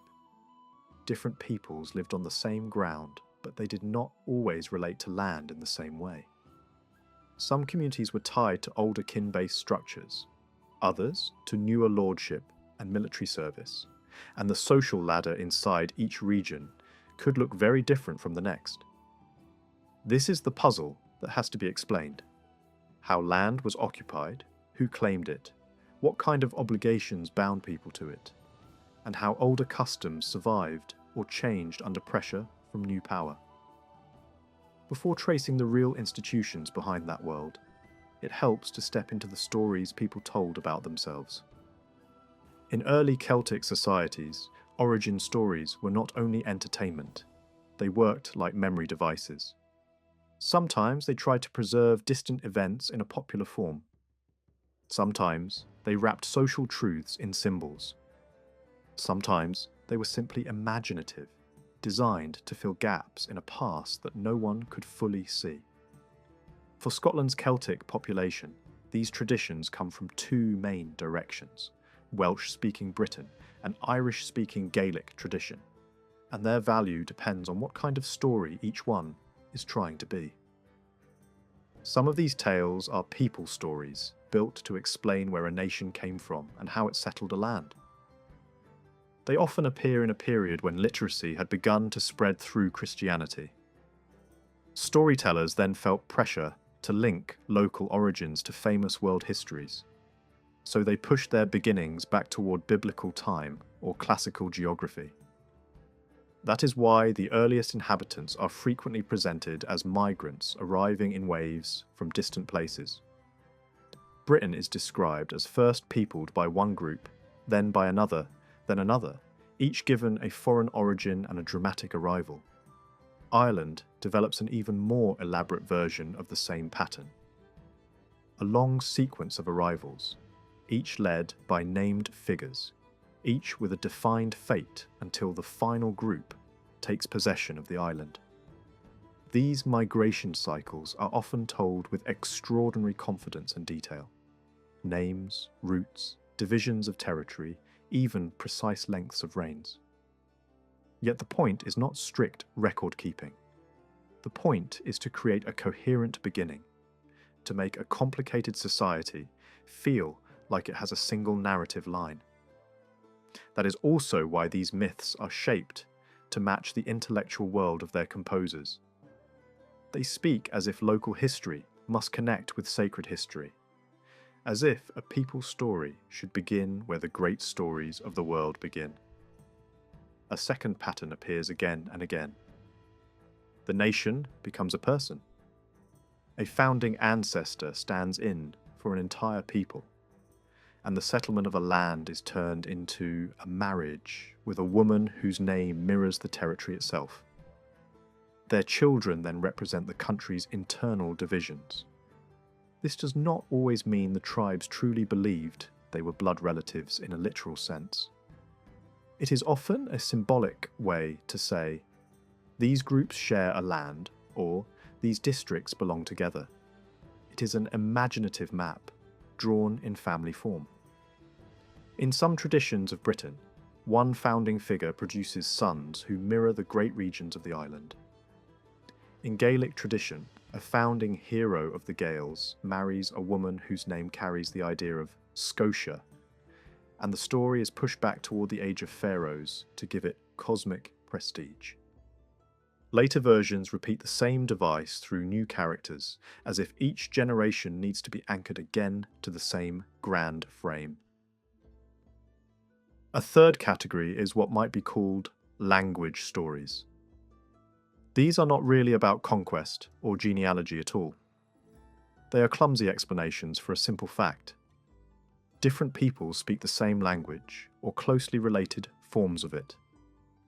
Since language similarity is hard to dramatize, storytellers invent marriages between warrior settlers and local women, and then add some shocking twist to explain dialect differences, like the claim that the women were prevented from passing on their original speech. The cruelty of such details is the clue. The story is not reporting an event. It is trying to explain why one community sounds like another, yet still not quite the same. Then there are the tales that do contain something recognisably historical. Raiding, temporary settlement, and later permanent occupation do occur in the real early medieval record, and legends sometimes preserve a distorted echo of those movements. A story might remember that seaborne warbands hit Roman Britain from the north and west. Another might compress centuries into a single heroic lifetime. In this sense, legend can carry a shadow of truth, even when the narrative frame is wildly unreliable. But a huge proportion of the early mythical histories, especially those that describe ages before Christianity, are plainly artificial. They offer long lists of kings spanning impossible stretches of time, reigns measured with suspicious neatness, and deaths arranged like moral lessons. One ruler destroyed by lightning, another swallowed by the elements, another punished for refusing holy authority. Chronology becomes a stage prop. The past is filled in like a tapestry, not reconstructed like an archive. Sometimes the same narrative even invents a magical witness who survives through metamorphosis, from man to beast to bird to fish, so that a later saint can be told with perfect certainty what happened in the beginning. The mechanism is obvious. When the story needs continuity, it manufactures an immortal storyteller. Still, even with all their invention, these traditions matter for one reason. They reveal how later Celtic societies imagined the components of their population and the divisions of their land. For the Celtic peoples south of the Great Firths, Welsh tradition often speaks as if three elements shaped the region. The Britons, leaders who claimed prestige through Rome, and Gaelic-speaking groups who were seen as distinct and often hostile. The Britons appear as the core population of the old northern British kingdoms. The Roman element is not a separate nation in the modern sense, but a claim of elite descent, families and war leaders presenting themselves as heirs to imperial authority. In poetry and genealogies, these leaders are drawn as commanders who rally the Britons against invaders, and their titles echo the language of empire, even after empire itself is long gone. Welsh genealogical tradition also breaks the northern Britons into major tribal groupings, tying each to certain districts, river valleys, fortified centres, and borderlands. Famous war leaders are woven into these family lines, and enemies are given dramatic names that reflect fear, propaganda, or poetic invention. The result is not a reliable map in the modern sense, but it is a window into how a society organised memory around land. When Welsh tradition turns to the Gaelic-speaking presence, it often binds that identity to the Picts as well, treating them as part of a broader Gaelic world rather than as an entirely separate linguistic island. In this view, certain regions of the southwest and parts of the central belt are described as held by communities seen as Gaelic and Pictish together, and the very naming of districts becomes a clue to how outsiders classified them. Galloway, for example, is remembered through the label given to its people, rather than through any single dynasty. It becomes a land of the Gaels, in the sense understood by Welsh observers, a frontier where identities mixed, and where political loyalties shifted. North of the Firths, Irish tradition supplies much of the legendary framework. Here, Scotland enters the mythic narrative not as a single kingdom, but as a stage on the edge of Ireland's own imagined beginnings. In one famous cycle, a defeated people flee Ireland in separate fleets, and one group is said to reach the far north of Scotland and settle there. Later, clan traditions in the Western Highlands attach themselves to this kind of story, claiming descent from those early settlers. Whether those claims reflect real movements or later prestige building, the function is clear. They provide deep roots, older than kingship, older than feudal grants, older than written charters. A later wave in the Irish mythic sequence introduces another set of peoples, described as returning from distant lands with sacred objects and mysterious power. They are portrayed as staying for a time in northern Scotland before moving into Ireland, where they displace earlier inhabitants. In the same tale world, those earlier inhabitants scatter to the Western Islands, only to be driven out again, and the final conquering group arrives from the south and takes the open land. The old supernatural inhabitants do not vanish, they retreat into the hidden places, the mounds and green hills, becoming the unseen people of later folklore. In this way, a myth about political replacement becomes a story about the landscape itself. Who lives on the surface and who remains underneath. In the traditional Gaelic story world, the moment the Milesian Scots arrive and take Ireland becomes the starting gun for a new set of tales. Stories that try to explain how the Picts came to hold large parts of northern Britain.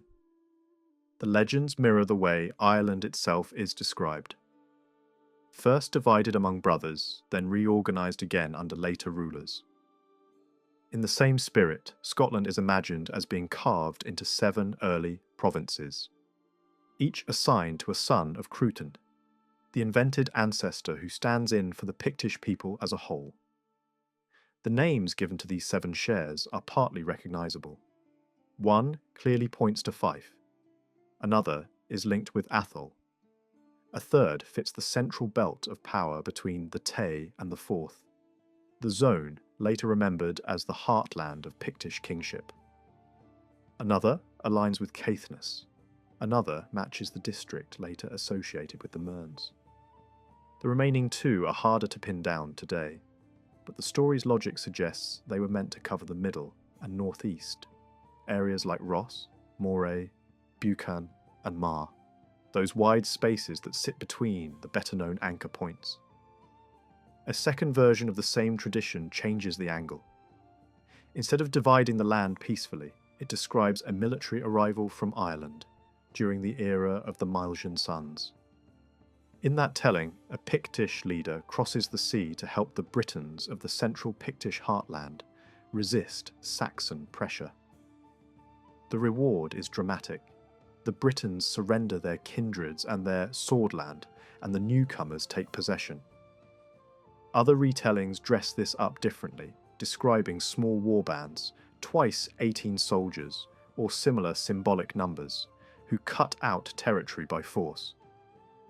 The first target is the plain Tide, to the central Pictish realm, and the next is the plain associated with the Mearns. The geography keeps repeating, even when the cast changes. As the legend stream continues, a few larger-than-life Irish kings are pushed into Scotland as conquering figures. 2 of them are given special emphasis, and both are described as ruling not only Ireland, but also Scotland.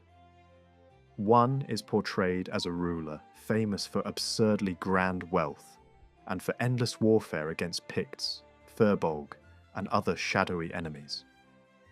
Another is presented as a hard-driving campaigner who marches into Scotland through named routes, devastates districts until submission is offered, and leaves behind groups whose names supposedly explain later local communities. These stories are not subtle.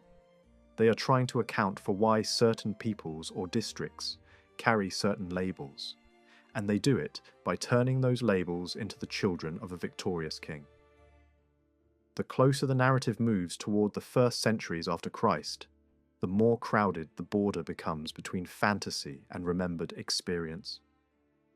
The tales begin to speak more often of upheaval, exile, and return, and one dramatic episode stands out. A servile or subject class rises against the noble families of Ireland, murders many of them at a treacherous feast, and briefly sets up its own ruler. Only a handful of legitimate heirs survive, carried overseas by pregnant noblewomen who flee by sea. The story then repeats itself in a second cycle. Another king is killed. another heir is carried away to Scotland, and that heir later returns with a host to crush the rebels. In the Legends rhythm, Scotland functions as a place of refuge and a reservoir of manpower, a safe shore where the rightful line can survive long enough to reclaim the centre. The returning figure is described as fighting battle after battle to force the rebellious tribes back into obedience. Then the story turns administrative, almost as if it suddenly wants to sound credible.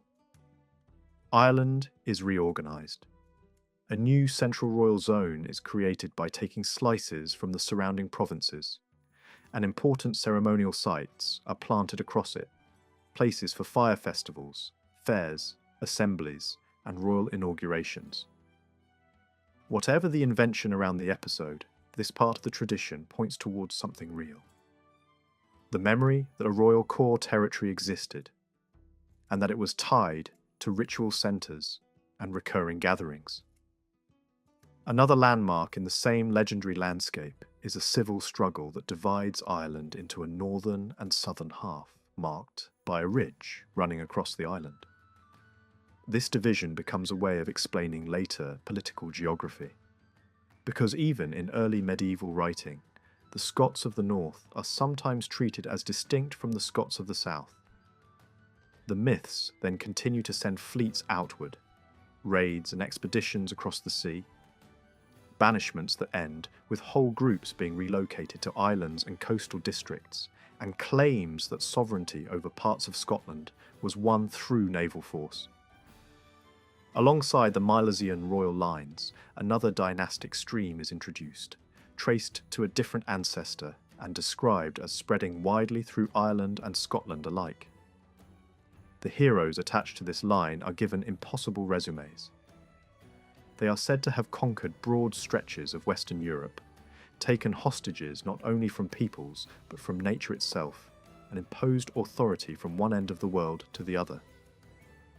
In the same breath, these conquerors are used to explain the later presence of major Scottish kindreds. A war leader is banished from Ireland, sails to Scotland with a small fleet, wins fights across wide horizons, and returns with ships filling the harbours of Ulster. The imagery is cinematic. Exile, sea crossing, hard war, triumphant return. It reads like myth because it is meant to read like myth. Another cycle ties the legendary past of Scotland to the famous three Collas, figures who are said to have fled to Scotland after losing power in Ireland, gained military support from a king there, and then returned with armed followings to carve out a new territory in Ulster. That conquest is described with ritual neatness: 7 battles in 7 days, a burned capital, a newly named swordland, and a fresh political map. In later tradition, major lords of Western Scotland are linked back to these figures, as if a single story could provide deep pedigree for whole regions and island dynasties. Near the end of the pagan sequence, the legends reach for grandeur one last time. A small group of late rulers are presented as sea kings who dominate Scotland, Britain, and parts of the continent. Their deaths are theatrical, lightning, distant shores, heroic falls, and their campaigns are filled with hostages, tribute, and sweeping claims of empire. One invasion story is especially vivid. A royal feast, a decision to march beyond the sea, a landing in Scotland, a demand for submission, a set-piece battle on a named plain, and a brutal killing at a standing stone. The conqueror then installs a compliant ruler and marches onward, gathering pledges wherever he goes. The tale reads like a stitched epic, with place names added to make it feel anchored and real. Another tradition, placed around the same general era, tells of an exiled prince from Ireland who finds welcome at a Scottish court, marries into it, and fathers sons who become attached to specific districts, one associated with the Mearns, another tied to the Lennox. Even a river is given an origin story through this marriage line, as if landscape itself needed a family tree. In later Gaelic poetry, the river is praised as a noble spouse, and the local lord is framed as the living proof of that ancient union. The content is less about dates than about belonging. The land is presented as something inherited, through story. When these traditions are gathered together, later Gaelic writers sometimes try to sort Scottish families into neat categories of descent, some placed under one royal line, others under another. Yet the lists never fully agree with themselves. Powerful houses are grouped together that clearly have different origin traditions, and rulers whose known politics and marriages belong to a later world are pushed into the wrong ancestral stream. The structure reveals the goal, not accuracy, but an orderly map of identity. At a certain point, however, the narrative tone changes. A major battle in Ireland becomes a chronological hinge, and traditions tied to the Christian era start to sound less magical and more grounded. A specific claim is made. Roughly 20 years after that turning point, a group of Scottish settlers crosses into Western Scotland. Unlike most of what comes before, this movement is widely treated as historically solid, the beginning of the Gaelic kingdom on the west coast, and the start of a record that can be followed with more confidence. From there, the sequence of early kings and events becomes far easier to trace. That contrast forces a question. If the later crossing into Western Scotland has a firm historical core, what about the earlier conquests and settlements that fill the pagan age? When the stories are laid side by side, patterns begin to show through. The same plot keeps returning under different names. A settlement attributed to one dynasty reappears later as the achievement of another. A heroic migration used to explain one clan is repeated to explain the same clan again through a different ancestor. The same Scottish districts are constantly recycled as destinations. The heartland between Tay and Forth, the plains tied to the Mearns, the routes that connect central and northeastern Scotland. It starts to look less like a memory of repeated invasions and more like an attempt to express local ethnic relationships in narrative form. This repetition also explains why some tales feel strangely specific. When a legend assigns clear place names and recognisable districts, it can sound convincing, even when the surrounding story is impossible. In many cases, that realism may come from a different process. A later historical event, known in local tradition, is pulled backward into the mythic age because a name resembles a name, or because a famous figure is treated as a convenient symbol for a whole era. The result is a story that seems grounded in geography, while floating free of credible time.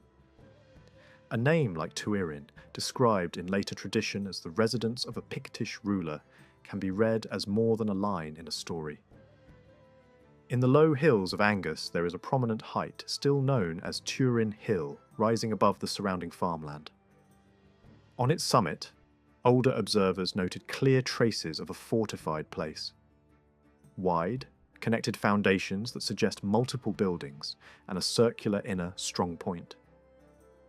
The hill is naturally defended, with a hard rock face on one side and awkward approaches on the others. Even the later local name for the spot, Camp Castle, preserves the memory that this was once seen as a defensible seat rather than an ordinary hill.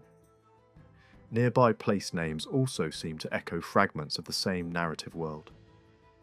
A glen name that appears in the tale can be linked to the district around Fithy, and a battlefield label in the story seems to survive in a modern form like Carcary. Yet the more important point is what happens when the legend is set beside independent records.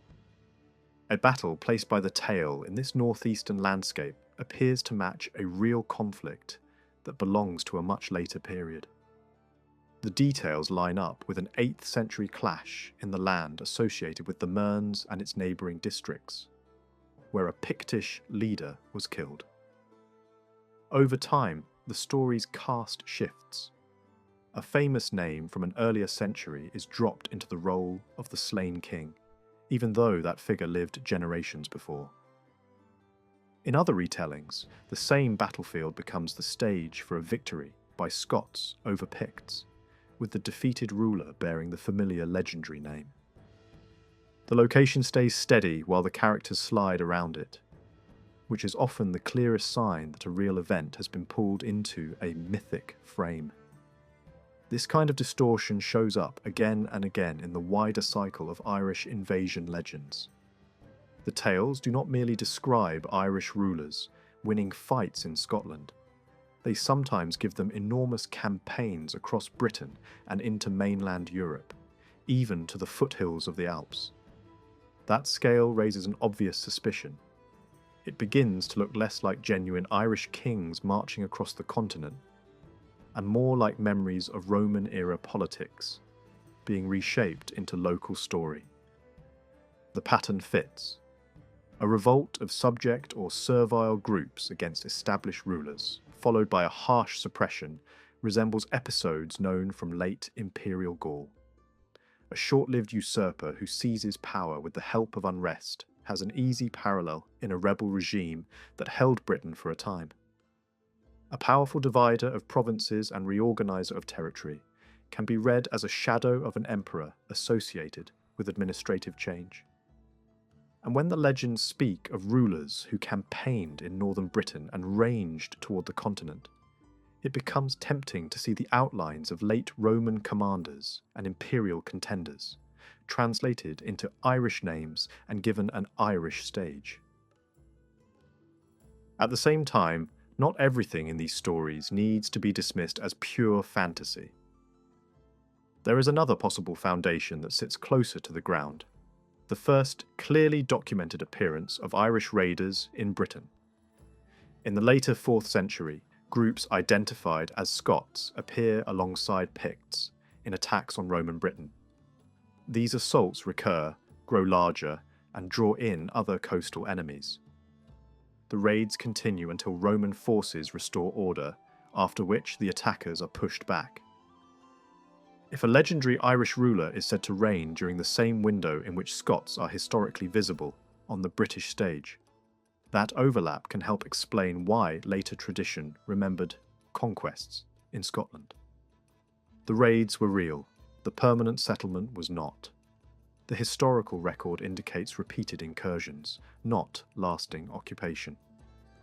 A stable Gaelic colony in western Scotland only appears later, when a recognised settlement forms on the coast north of the Clyde. Before that, the sea crossings are temporary strikes, not migrations that permanently reshape the map. Still, the relationship between Ireland and northern Britain was deeper than occasional raiding. Long before any lasting Gaelic settlement in Argyll, the Pictish world straddled both sides of the Channel. In Britain, the Picts dominated the lands north of the Great Firths. In Ireland, closely related Pictish groups held substantial territory in Ulster and even beyond, appearing in coastal district and inland plains.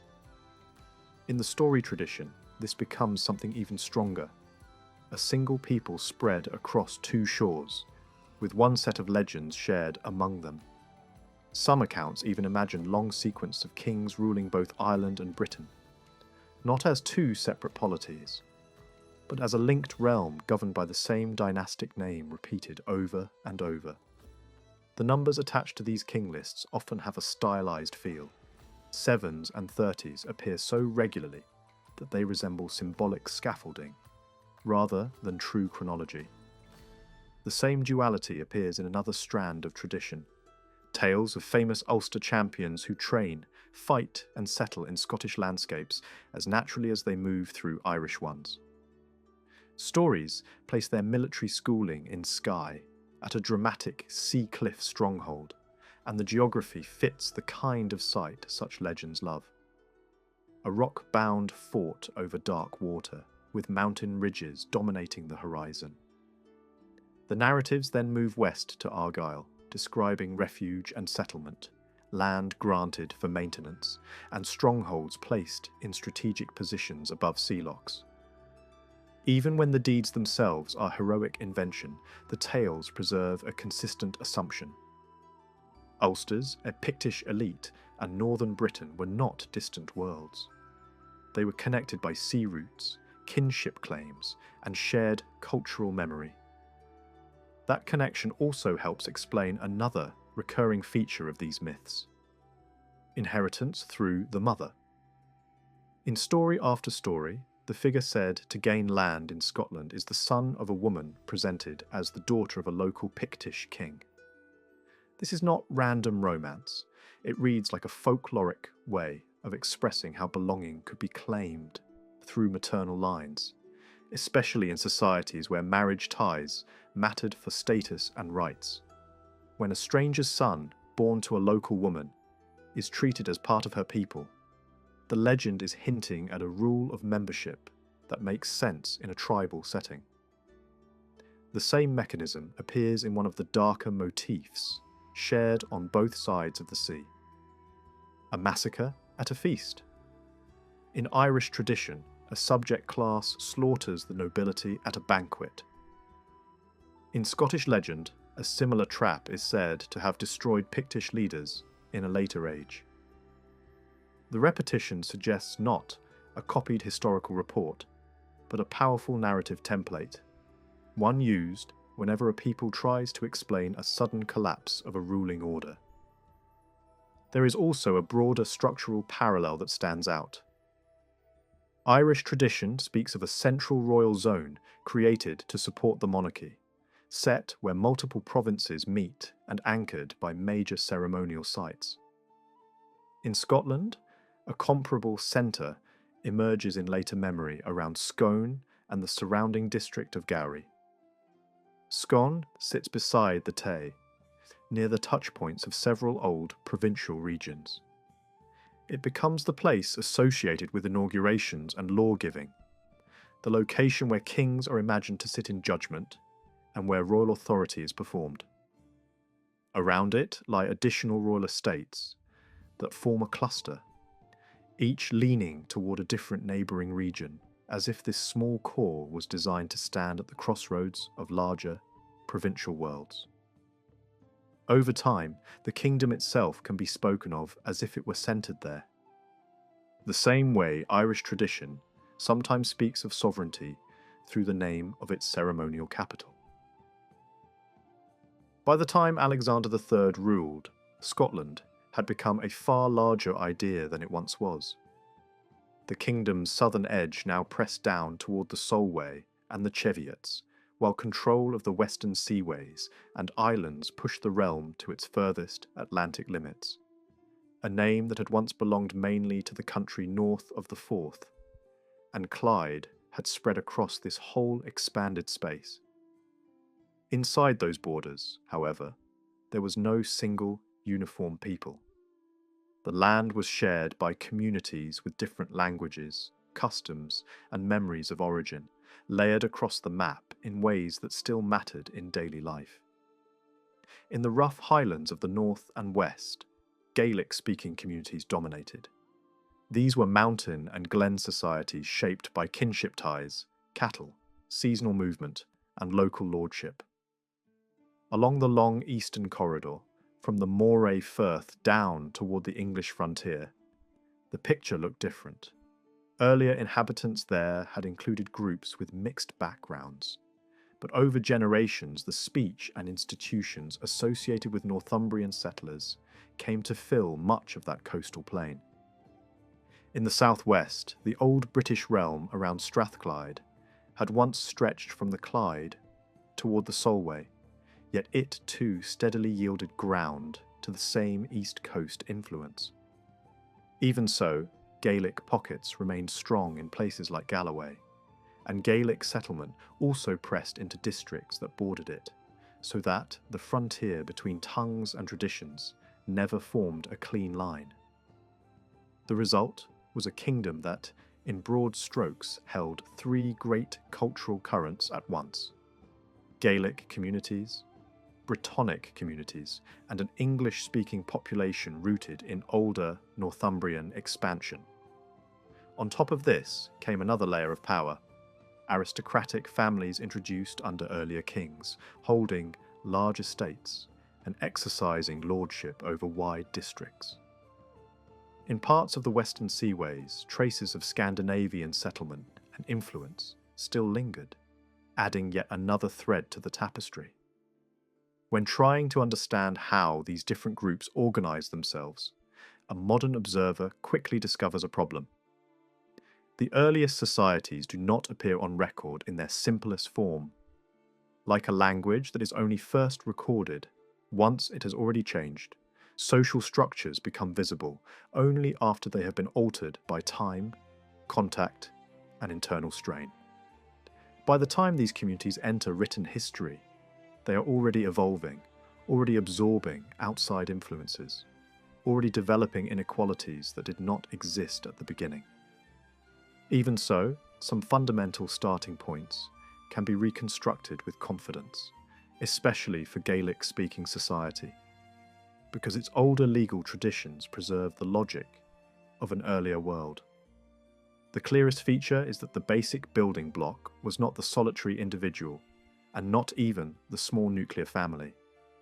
The primary unit was the wider community bound together by shared identity and mutual obligations, a people who thought of themselves as one body.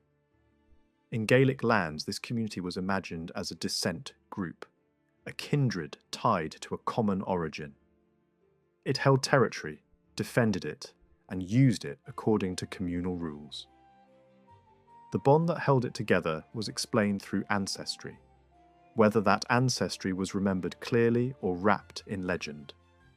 In the distant early stages, when relationships and inheritance were less tightly regulated, descent through women may have offered the most reliable way to define belonging, and later, tradition preserves faint hints of this older pattern. Over time, as social rules hardened, inheritance and authority became more firmly linked to male lines. But the older memory never entirely disappeared. In that earlier landscape, land was not treated as something a person could simply own in the modern sense. Personal goods existed, livestock, tools, weapons, household items, but the soil itself began as a collective resource. When communities shifted from hunting and roaming to herding and settled life, they claimed a distinct territory for their herds and households. That territory was used in layers. Grazing grounds were shared. People had rights to pasture animals there because they belonged to the community. Cultivated land was often distributed in portions for use, not held as permanent private property. Beyond the worked ground lay rough hills, bogs, woodland, and waste, again treated as a shared reserve. In such a system, cattle mattered intensely because herds were both wealth and security. Livestock became the practical measure of value, the standard used to price fines, obligations, and status. Even long after landholding began to harden into private estates, cattle remained central in the older mental world. Equality, however, never lasts long in practice. Even among free members of a community, difference of ability and luck create differences of influence. Some households build larger herds, manage stronger alliances, and gather dependents. Others remain modest, with fewer animals and weaker leverage. As soon as wealth in cattle becomes uneven, a ladder of rank begins to appear. And as soon as rank appears, the pressure to control land more securely increases. Because land feeds herds, and herds support status. Alongside these internal forces, outside pressures reshaped Gaelic society as well. The most powerful was the arrival of Christianity, not as a distant creed, but as an institution that settled into the community's structure. Churches and religious houses needed support, and that support often took the form of land set apart from ordinary communal use. In time, sacred estates emerged, protected lands attached to religious centres, treated as refugees, and removed from some of the burdens that fell on ordinary households. The new moral and social expectations introduced by the Church also pushed communities toward firmer rules around marriage, inheritance, and family authority. Where older custom may have tolerated looser arrangements, the new order strengthened the father's role as head of the household and clarified how children inherited and belonged. Even when older patterns persisted, they were increasingly pushed to the margins. As the community matured, another major divide sharpened within it: the boundary between those who were fully free and those who were not. Not everyone living on a community's land enjoyed the same rights. Some people were treated as full members, with access to communal pastures and a recognized place in distribution of cultivated land. Others lived under heavier obligations, lacking the same protections and political voice. Tradition explained the growth of this unfree class in several ways. Remnants of earlier populations who had been subordinated, families who had fallen into dependency through debt or misfortune, groups conquered and reduced to service, offenders punished into bondage, outsiders who arrived as mercenaries or settlers without full rights, and household dependents who'd always occupied a lower status. These categories reflect a reality common to many early societies. Freedom was not a simple on-off switch, but a spectrum shaped by ancestry, contracts, conquest, and economic pressure. Even within the free class, leadership was essential. A community could not function without judges, war leaders, and organizers of collective work. The figure at the top combined authority with obligation. In peaceful times, this leader acted as the highest judge and guardian of custom. In war, the same leader, or sometimes another chosen figure, commanded the fighting men. Authority was linked to lineage. Leadership was expected to come from a particular family line, seen as closest to the community's founding ancestor. Yet selection was not simply automatic. Ability mattered, and communities often chose a successor in advance to prevent crisis if the leader died suddenly. In other words, leadership was both hereditary in principle and competitive in practice, anchored in a ruling kindred, but shaped by consent and competence. At first, this leader held no personal estate separate from the community's land. He had the same basic rights as other free households to graze cattle and receive a portion of cultivated ground. What made him different was support. The community maintained the leader's status through provisions, food, labour, hosting, and later, through land set aside specifically to sustain the dignity and duties of leadership. This development mattered because it nudged society away from pure communal landholding. Once a portion of land is reserved permanently for an office, the idea that land can be separated from the common stock begins to take hold. Sacred lands reserved for religious houses did the same thing. These were practical solutions that slowly changed the underlying system.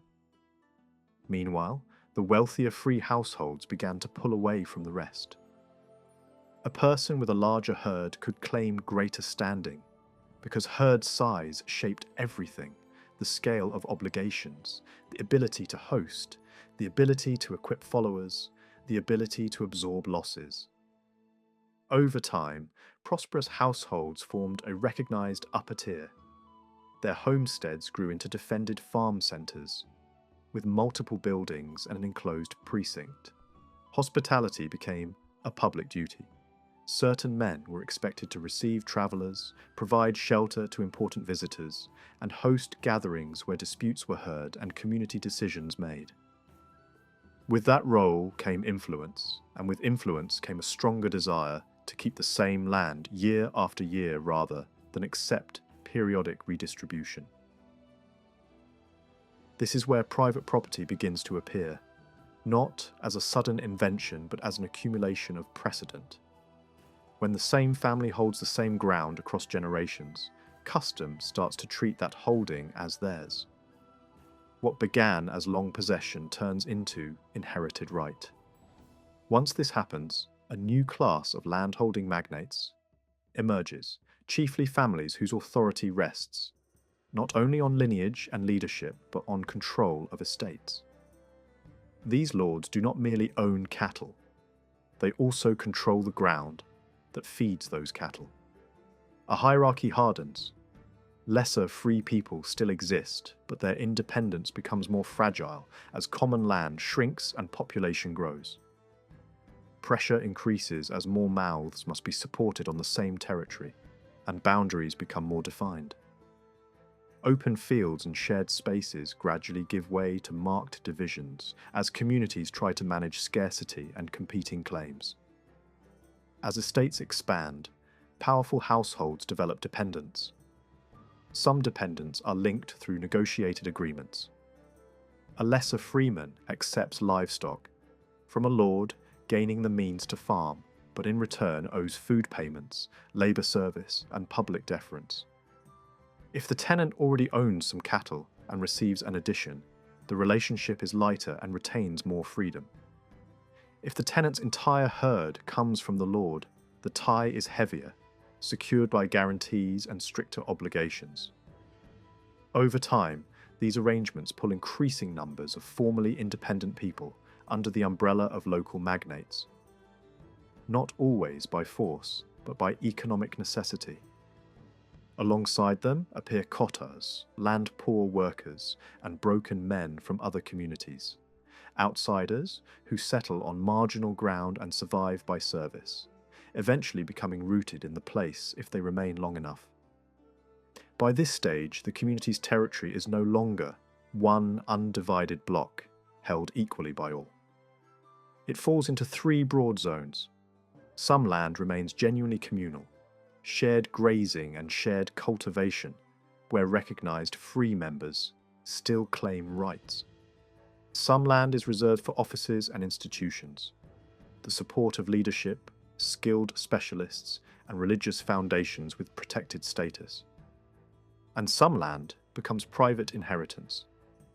Estates held by ruling families, passed down and defended as property, with tenants and dependents living on it under obligations set by their lord. At the centre of this world stands the stronghold, the defended seat of authority. The leader's fort is not merely a house, it is a symbol of rule and a place of assembly, judgment, and protection. It anchors the community's political life, just as religious centres anchor its spiritual life.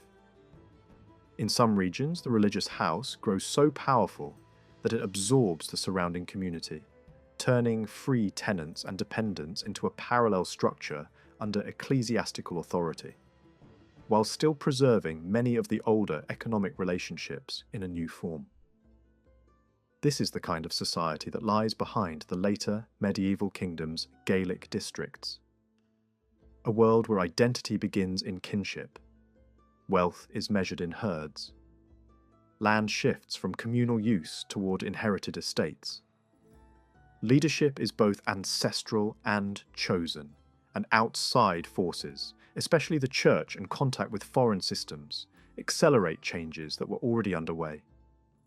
It is not a neat story of one system replacing another overnight. It is a long transition, visible in layers. Older communal practices surviving beside newer forms of lordship. Older ideas of belonging and descent lingering under stricter family structures.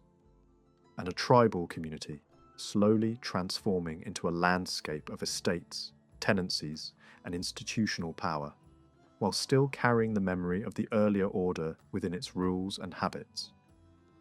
The tribal world described in early Irish legal tradition can look, at first glance, like a patchwork of small, self-sufficient communities. Yet, it would be misleading to picture these groups as isolated islands.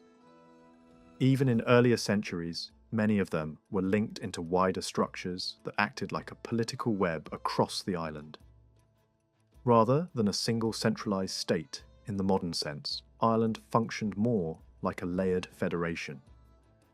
Local communities kept their internal customs, but they also belonged to larger unions that coordinated power, tribute, and warfare.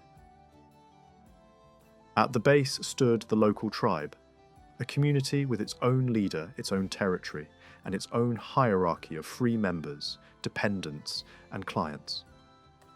Above that level, several neighbouring tribes could be gathered into a larger bloc, something like a regional confederation.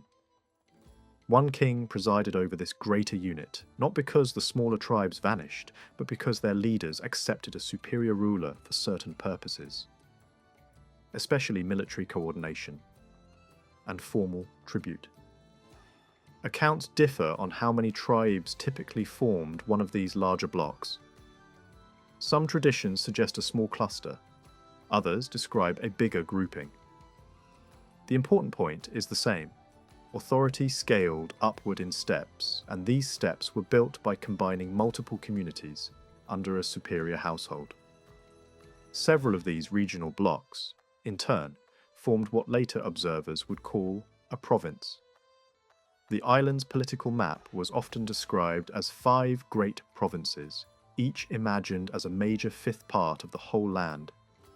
Over each province stood a provincial king, and above them, at least in theory, stood a high king whose authority reached across all Ireland. That top position was never simply a throne sitting calmly above a unified country. It was better understood as the peak of a pyramid of negotiated relationships, where the reach of power depended on alliances, hostages, tribute, and the ability to compel military support. Leadership at every level followed the same basic logic. Kingship was hereditary in the sense that it belonged to a ruling family, but it was not automatic from father to eldest son. Selection remained competitive inside the dynasty. A successor was chosen from eligible relatives, usually favouring the senior and most capable branch, and an official heir was often designated, while the king still lived, to reduce the risk of civil conflict. Over time, this produced a pattern that appears again and again in recorded successions. The kingship in many regions alternate between 2 dominant branches of the same extended family. The system encouraged powerful lineages to share the prize by taking turns, sometimes peacefully, sometimes through pressure and violence.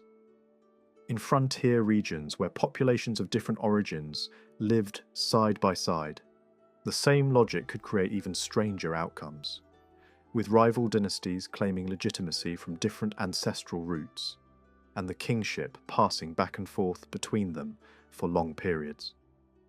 What truly held this multi-layered order together was not a set of abstract institutions, but a practical bargain repeated at every rung of the hierarchy. A superior gave something of value to an inferior, most often livestock or equivalent wealth, and the inferior repaid that support through duties. This exchange was not a one-time gift. It was a system of ongoing subsidies from above and obligations from below. At the highest level, a supreme ruler distributed rewards to provincial kings, who then supported regional rulers, who then supported local kings and chiefs. In return, the flow of payments moved upward.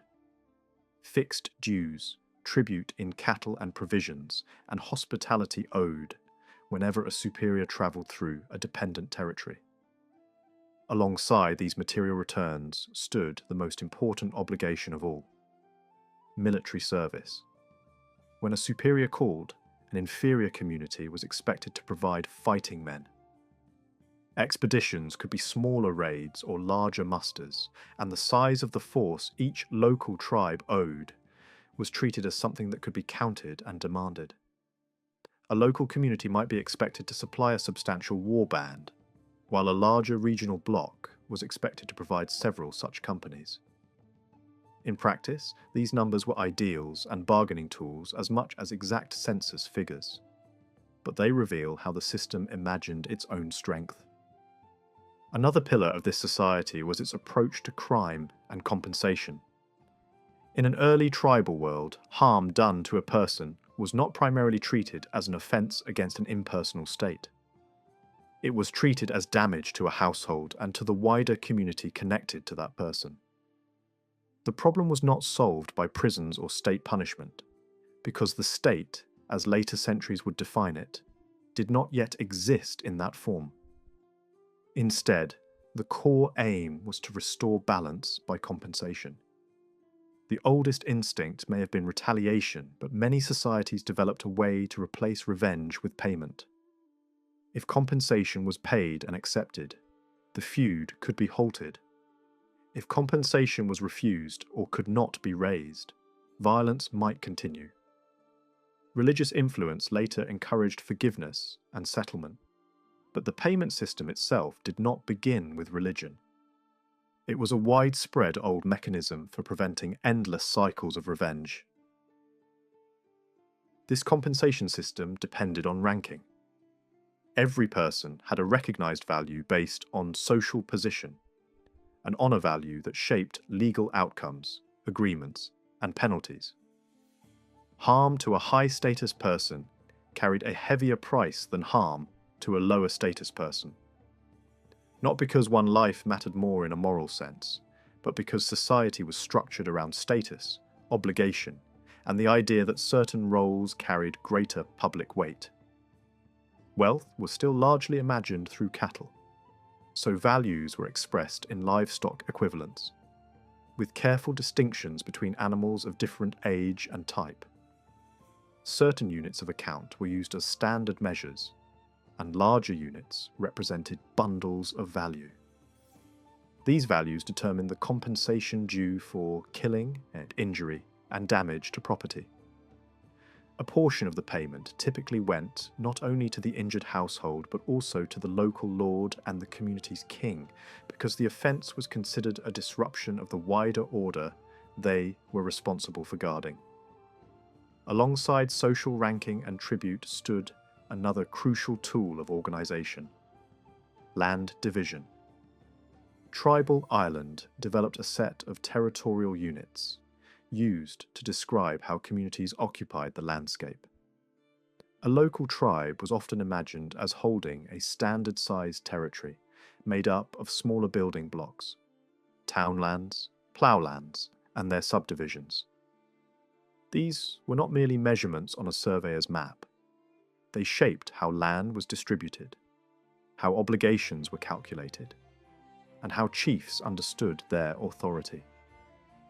Some traditions even attached sweeping totals to the entire island, listing how many large districts and townlands existed in each province and presenting the whole system as a grand, orderly design. Such lists sometimes read like a census of an ideal island, where every territory fits neatly into a grid and every unit supports a predictable number of cattle. In reality, the ground never matched the model perfectly. Land measures varied from region to region. A ploughland could mean one size in one place and another size elsewhere. Some areas used larger units, some smaller.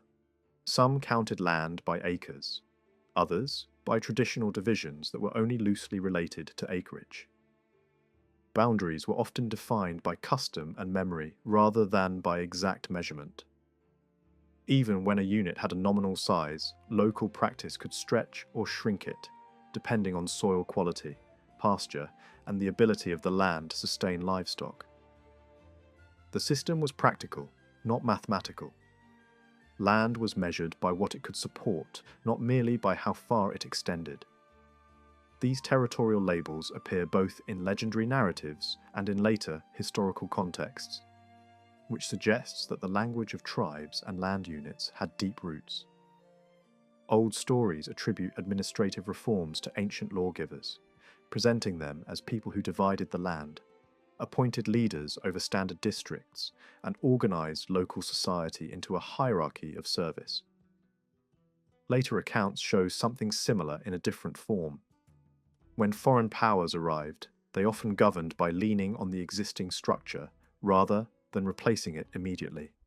They appointed their own rulers into the same slots: kings over territories, leaders over tribes, stewards over local districts, collecting dues through familiar channels. The names could change, but the skeleton of organisation remained useful. Over time, however, the tribal system did not remain uniform across Ireland. Different provinces and great districts developed their own versions. In some regions, a great tribe could include more local tribes than the supposed norm. In other places, the head of a territory might be called by a different title, and a layer of smaller chiefs, warrior leaders or local champions, could sit between the main ruler and the ordinary free households. Some districts describe their land not mainly through tribal units, but through countries associated with surnames, and then through townland subdivided into quarters and smaller fractions. In these areas, people often leased and taxed land not by strict acreage, but by these inherited local divisions, which could be frustratingly imprecise when someone tried to convert them into a single national measure. Certain regions in the West preserve especially detailed snapshots of how a great territory could be structured. One might be described as a permanent patrimony of a ruling dynasty, divided into a fixed number of large districts, each matched with tributary families whose obligations were clearly stated. Sub-kings could rule smaller areas under the central dynasty, while local lords held particular districts, and church estates formed another layer through lands attached to major religious offices. It is a picture of a society where political authority, family identity, military service, and landholding all overlap, and where the number 7 repeatedly appears as a way of expressing completeness and order, even when the underlying reality was more complex. Eventually, the old framework collided with a new legal and political world. By the late 16th century, in at least some territories, formal agreements were drawn up that aimed to dismantle the traditional system outright. The old captaincies, the rival claimants to succession, the customary elections within ruling families, and the periodic reshuffling of land by native custom were targeted for abolition. Land was redescribed through new administrative divisions, counted in standardized acreage, and redistributed as fixed holdings. The leading family might retain a core estate and receive rents from other lands, while other elite relatives received allotted portions. On paper, the tribal machinery was declared finished. Elections ended, customary divisions ended. The old order was meant to become extinct. In the western reaches of Connaught, power was organised around large regional groupings that brought multiple local communities under a single dominant house. One of the most notable of these western groupings was the territory later remembered as West Connaught, closely associated with the leading family that held sway there. What stands out is not only the size of the region, but the way authority was distributed inside it. Different districts had their own hereditary leaders, and alongside those leaders existed a network of specialist families who held fixed roles at court and in government, passing those responsibilities down the generations. A detailed tradition survives for several connected districts inside this western sphere. It describes a landscape divided into recognised local units, each linked to particular families and managed by hereditary chiefs. One district, large enough to function almost like a full territorial block on its own, is described as having a head family that directed its affairs, while other established families were attached to it as subordinate lineages. Elsewhere, 2 parallel chiefs appear in the same district, each commanding his own following, suggesting a division of authority inside a single territory. Another district is described as smaller, closer to half a standard territorial unit, but still organised in a familiar pattern. A principal hereditary leader at the top, beneath him several named families, tied to specific places, and alongside them a church-connected lineage, holding land under religious protection. That last detail matters, because it shows that not all land was treated the same. Some ground was bound to spiritual institutions and to the families who served them, and this granted a different status from ordinary holdings. Medical families and learned families also appear, attached directly to the ruling household. The record does not present medicine or scholarship as casual skills. It treats them as offices. A physician's place at court could be hereditary, and disputes could exist about which learned family had the stronger claim. The same pattern appears with families whose prestige rested on history, poetry, and formal knowledge. In one case, a lineage responsible for learning is described as receiving land specifically as payment for that work, showing that intellectual service was supported by material grants, not merely by reputation. The ruling house itself depended on a formal household structure that looked, in many ways, like a miniature government. Certain families are named as holding stable roles: master of the horse, standard bearers, judges, stewards, keepers of church property, attendants at the communal residence, masters of feasts, and high stewards who supervise larger management. The important point is that these titles were not simply personal honours. They were described as inherited positions, fixed into the social system. A chief was not only the head of a territory. The same word could be used with a qualifying phrase to mean a court officer whose task was as defined as a modern department. Under each officer sat further subordinate families, forming a chain of responsibility. The household was therefore not a loose band of followers, but a structured institution. This court model did not stop at the local level. The leading royal family of Connaught is portrayed as maintaining a similar body of hereditary officers at its main residence. A set number of high-ranking families formed an inner circle at court, acting as advisors and administrators in both war and peace. These officers, too, are described as receiving subsidies, and the subsidies are given in seasonal terms. Livestock delivered at set times of year, along with control of extensive land to support the office. The highest-ranking officers are described as royal chiefs in function, with large endowments, while another group of officers held smaller but still substantial domains.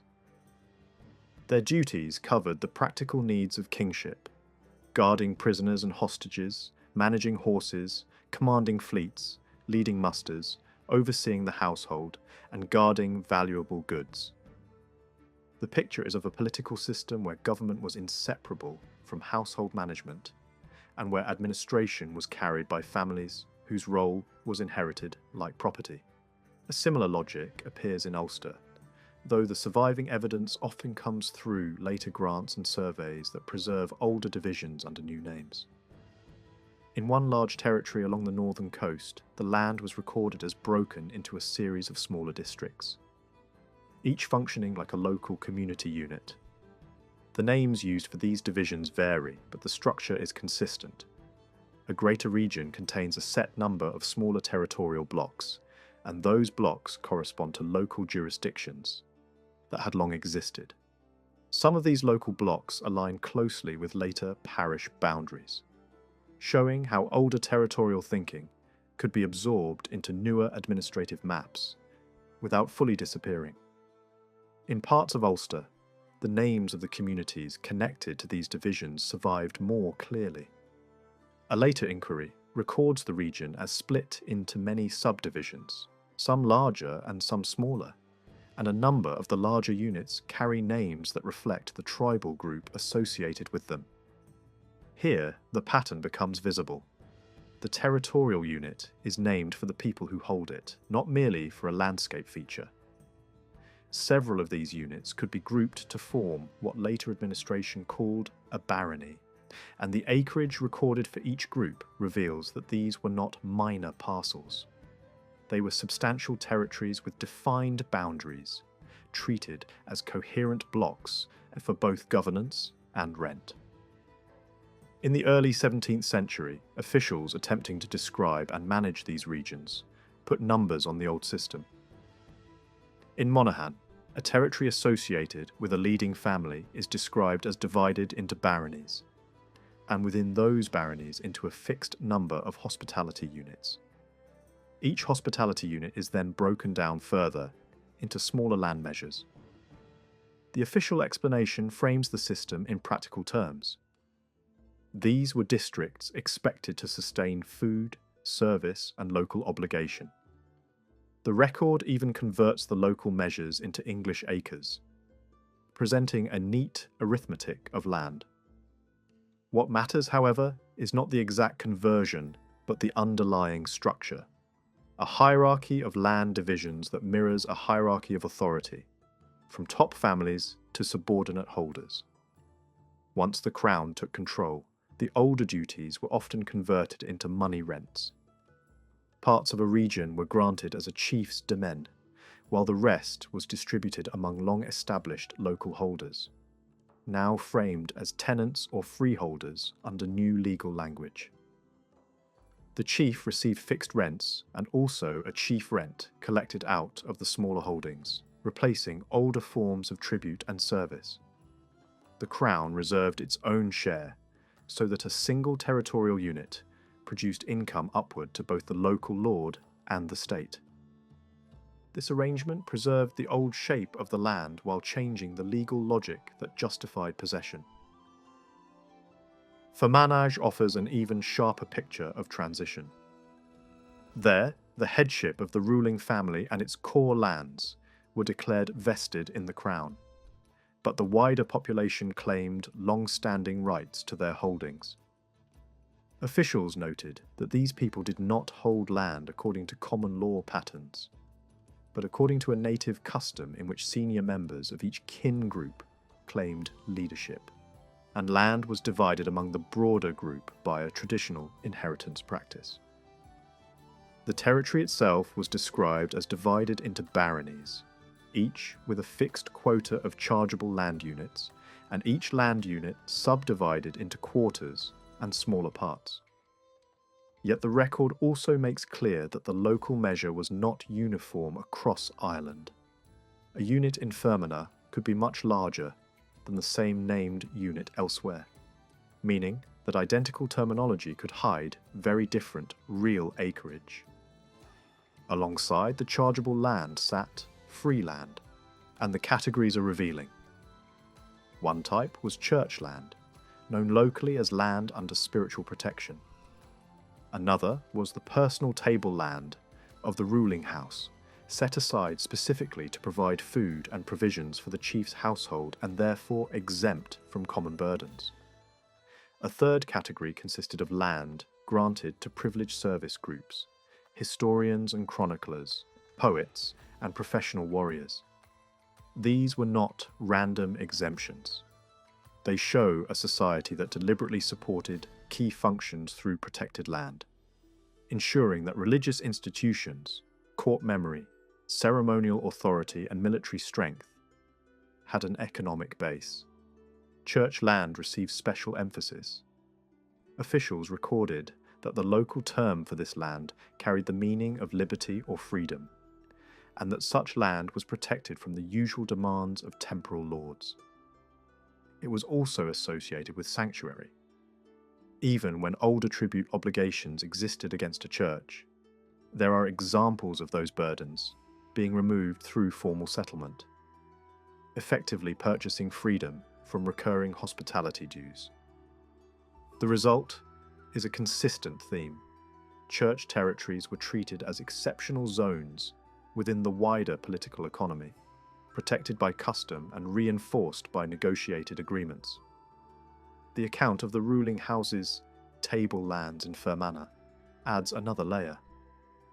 These lands were not huge by the standards of the whole territory, yet they were vital because they delivered butter, meal, and other provisions in fixed quantities. A local chronicler and legal expert is described as holding a parchment record that listed the chief's dues and the contributions owed from each part of the country. The existence of such a document shows that, even within a system often portrayed as customary and oral, written records could anchor obligations and define what was certain and legitimate. Beyond these fixed provisions, the account draws a sharp contrast between peace and war. In peace, the chief's demands are described as limited to recognised dues. In war, power expands into something closer to total extraction. Wider impositions, forced quartering of soldiers, and arbitrary levies. That difference illustrates how the same society could operate under two very different rules, depending on stability or conflict. One of the most important shifts inside early Gaelic society was the slow rise of smaller kin groups within the wider community. At first, the tribe could be pictured as one broad body of people who believed they shared a common origin. Over time, however, that single body began to break into tighter circles. These circles were not created by a sudden reform, but by ordinary social change. Differences in wealth, influence, and control of land gradually produced clusters of followers around stronger families. The first steps were simple. Some households accumulated larger herds and gained a reputation for leadership, judgment, and protection. Once a wealthy cattle owner began lending animals to neighbours in exchange for regular payments, labour, or loyalty, a new relationship appeared, superior and dependent. A man who could distribute surplus stock effectively became a local centre of gravity, and the people who relied on that stock formed the earliest version of a clan-like group beneath him. In practice, this meant that an ambitious household could turn economic advantage into political weight without overthrowing the tribe's old structure. As landholding became more concentrated, the process deepened. When a powerful family managed to keep control of the same lands across multiple generations, its position hardened into something like inherited lordship. At that point, the leader was no longer simply prosperous. He was becoming a territorial figure with a recognized estate and a permanent base of dependents living on or around it. Close male relatives gathered on the land, offshoot branches settled nearby, and a core circle of kinsmen formed around the head of the house. These were not just family in a loose sense. They were treated as a political unit. People tied to the leader by blood claims, shared interest in the estate, and an expectation of mutual support. The same mechanism that, in other parts of medieval Europe, pulled small holders into the orbit of great lords, also operated here in a local form. Independent freemen, facing pressure from poverty, insecurity, and shrinking access to land, increasingly attached themselves to stronger patrons. In doing so, they did not always become slaves, but they did move into a subordinate status. Their protection and prosperity now depended on a chief, and the chief's power grew because his following grew. Not all dependents were tied in the same way. Some entered into a limited arrangement that looked almost like a fixed-term partnership. A chief supplied a set amount of livestock, and the dependent returned regular food payments and agreed to defined labour and service, including help with building strongholds, working harvests, and answering the call to war. This relationship could be dissolved. The dependent could repay what was received and step away, or the chief could reclaim his stock and end the link. It created loyalty, but it did not automatically create permanent subjection. A tougher bond appeared when a dependent formally placed himself under a chief's protection in a lasting way. This was not just a loan of animals for profit. It was a pledge of allegiance backed by an initial gift and a continuing tribute that represented the price of protection. In this arrangement, the dependent's position was more fixed, and his independence was narrower. In many cases, the practical difference came down to resources. A freer dependent often retained some cattle of his own, and still held a personal share in communal land, while the more bound dependent relied heavily on the chief for his entire economic base. The system also gave chiefs leverage. A temporary dependent could be pressed into a more permanent dependence if he could not or would not return what he owed. Instead of restoring his independence, he could choose or be pushed into a deeper bond in exchange for additional stock. Over time, this dynamic made it easier for a powerful family to convert short-term agreements into long-term control, quietly increasing the number of people whose livelihoods were tied to its estate. As a chief grew richer, his ambitions widened. He did not rely only on his own people. He could expand his influence by planting outsiders on unused or marginal lands, strengthening his labour force and swelling his war following. These outsiders were often displaced people, families broken by conflict, men fleeing feuds, individuals seeking protection, or groups who had lost their place elsewhere. Once settled, they formed subordinate communities under the chief, sometimes with a status that could improve gradually if they prospered and remained long enough. Some were able to establish proper homesteads, receive stock like other dependents, and gain an accepted personal standing. Others remained at the bottom, working small plots or living in conditions close to servitude. And in many regions, this lower layer likely included remnants of older conquered populations. This growth of clan-like groupings was therefore anchored in territory. A chief's authority was not only a matter of charisma or battlefield success. It rested on land, on the ability to support followers, and on the right to demand service. Once people lived on a chief's land for long periods and repeatedly fulfilled duties to him, they became part of a stable body of old adherents, recognized as belonging to his following in a more settled, inherited sense. By then, the chief was not merely hosting dependents. He was building a local political machine that could endure across generations. Inside a mature clan, two broad layers could be seen. The first was made up of the chief's own relatives and those dependents drawn from the same tribe, tied to him either by blood or by agreement. The second was made up of outsiders and broken men settled on his land, forming subordinate groups under his authority. The bond to the first layer carried a sense of shared descent and family claim, while the bond to the second was mainly a relationship of protection, rent, and service. Yet both layers were expected to follow the chief in war, and failure to answer the call could bring serious penalties. Military obligation was one of the strongest tools that turned social hierarchy into real power. Within the inner layer of kin, early Irish tradition described an especially tight circle of relatives whose privileges and duties were treated as a shared burden. This circle was limited in size and divided into subgroups, creating a structured core around the chief. Members of this core were expected to carry joint responsibility for one another in certain situations, and they also held mutual rights in the redistribution of family land when one branch died out. The details could become complicated and overly formal, and it is likely that the neatness of the scheme did not always survive the messiness of real life.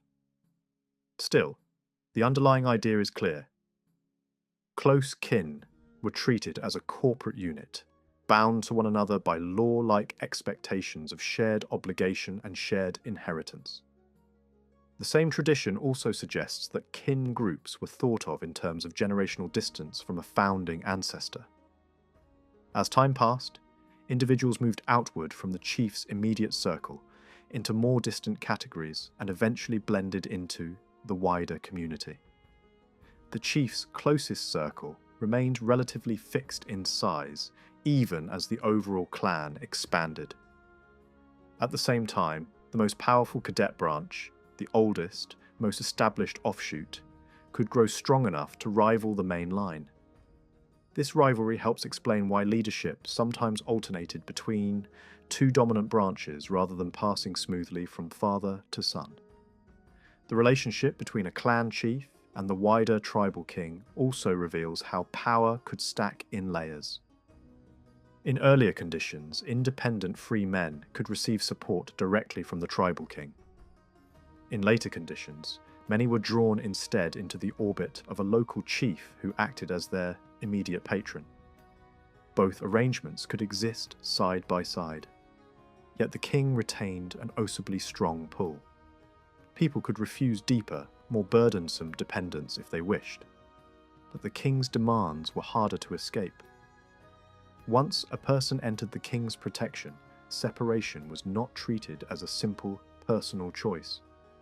That power allowed a tribal ruler to gather dependents on a large scale, and to settle outsiders on his land as well, making him both the political head of the tribe and, at the same time, the dominant chief within it.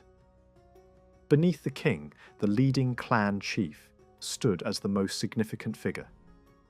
He could be treated as the head of the main kin circle, the man through whom much of the tribe's internal discipline and organisation ran. He was also a beneficiary of fines and dues in certain matters, showing that authority was not only symbolic, it produced revenue. Disputes over roads, services and order could be used to mark out whose rights were being violated. Those of the king on major public routes, and those of the chief on the secondary paths, tied more closely to his local control. When trying to identify the real-world equivalent of this chief, the pattern points toward the highest-ranking local lord beneath the king. The figure who received support directly from the ruler, carried judicial weight, and stood at the head of the most powerful inner kin circle. A second figure, slightly below him but still prominent, appears as the leader by race, the head of the strongest cadet branch and a natural commander in war. Together, these roles reflect a system in which political authority, military leadership, and inherited prestige could be distributed among the top men of the same dominant kin network. Even with this layered structure, leadership was not described as automatic inheritance in a single line. It was family-bound, but person-chosen. The principle behind selection can be stated plainly. Age carried weight, seniority mattered, and dignity was expected to sit with the strongest family. Yet, personal fitness also mattered. A leader was supposed to be experienced, respected, resourceful, capable of protecting the group, and able to manage both alliances and liabilities.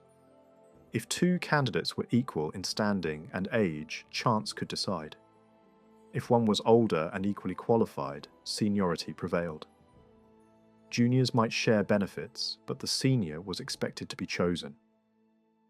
In practice, this encouraged the preference for brothers over sons, and for collateral relatives close to the common ancestor, because they were seen as nearer to the founding line and therefore more suitable to represent it. What emerges from all this is a society where clans did not replace the tribe overnight, but grew inside it like living branches from a trunk. Wealth in cattle and control of land created dependence. Dependence created followings. Followings created territorial power, and territorial power produced enduring kin-based political units. Over time, the tribe could still exist as a name and a framework, but real daily authority increasingly gathered around chiefs, whose strength came from land, followers, and the tight core of relatives who stood closest to the ruling line. Rules about compulsory war service reveal a great deal about how authority was layered in early Gaelic society, and how responsibility moved up and down that ladder.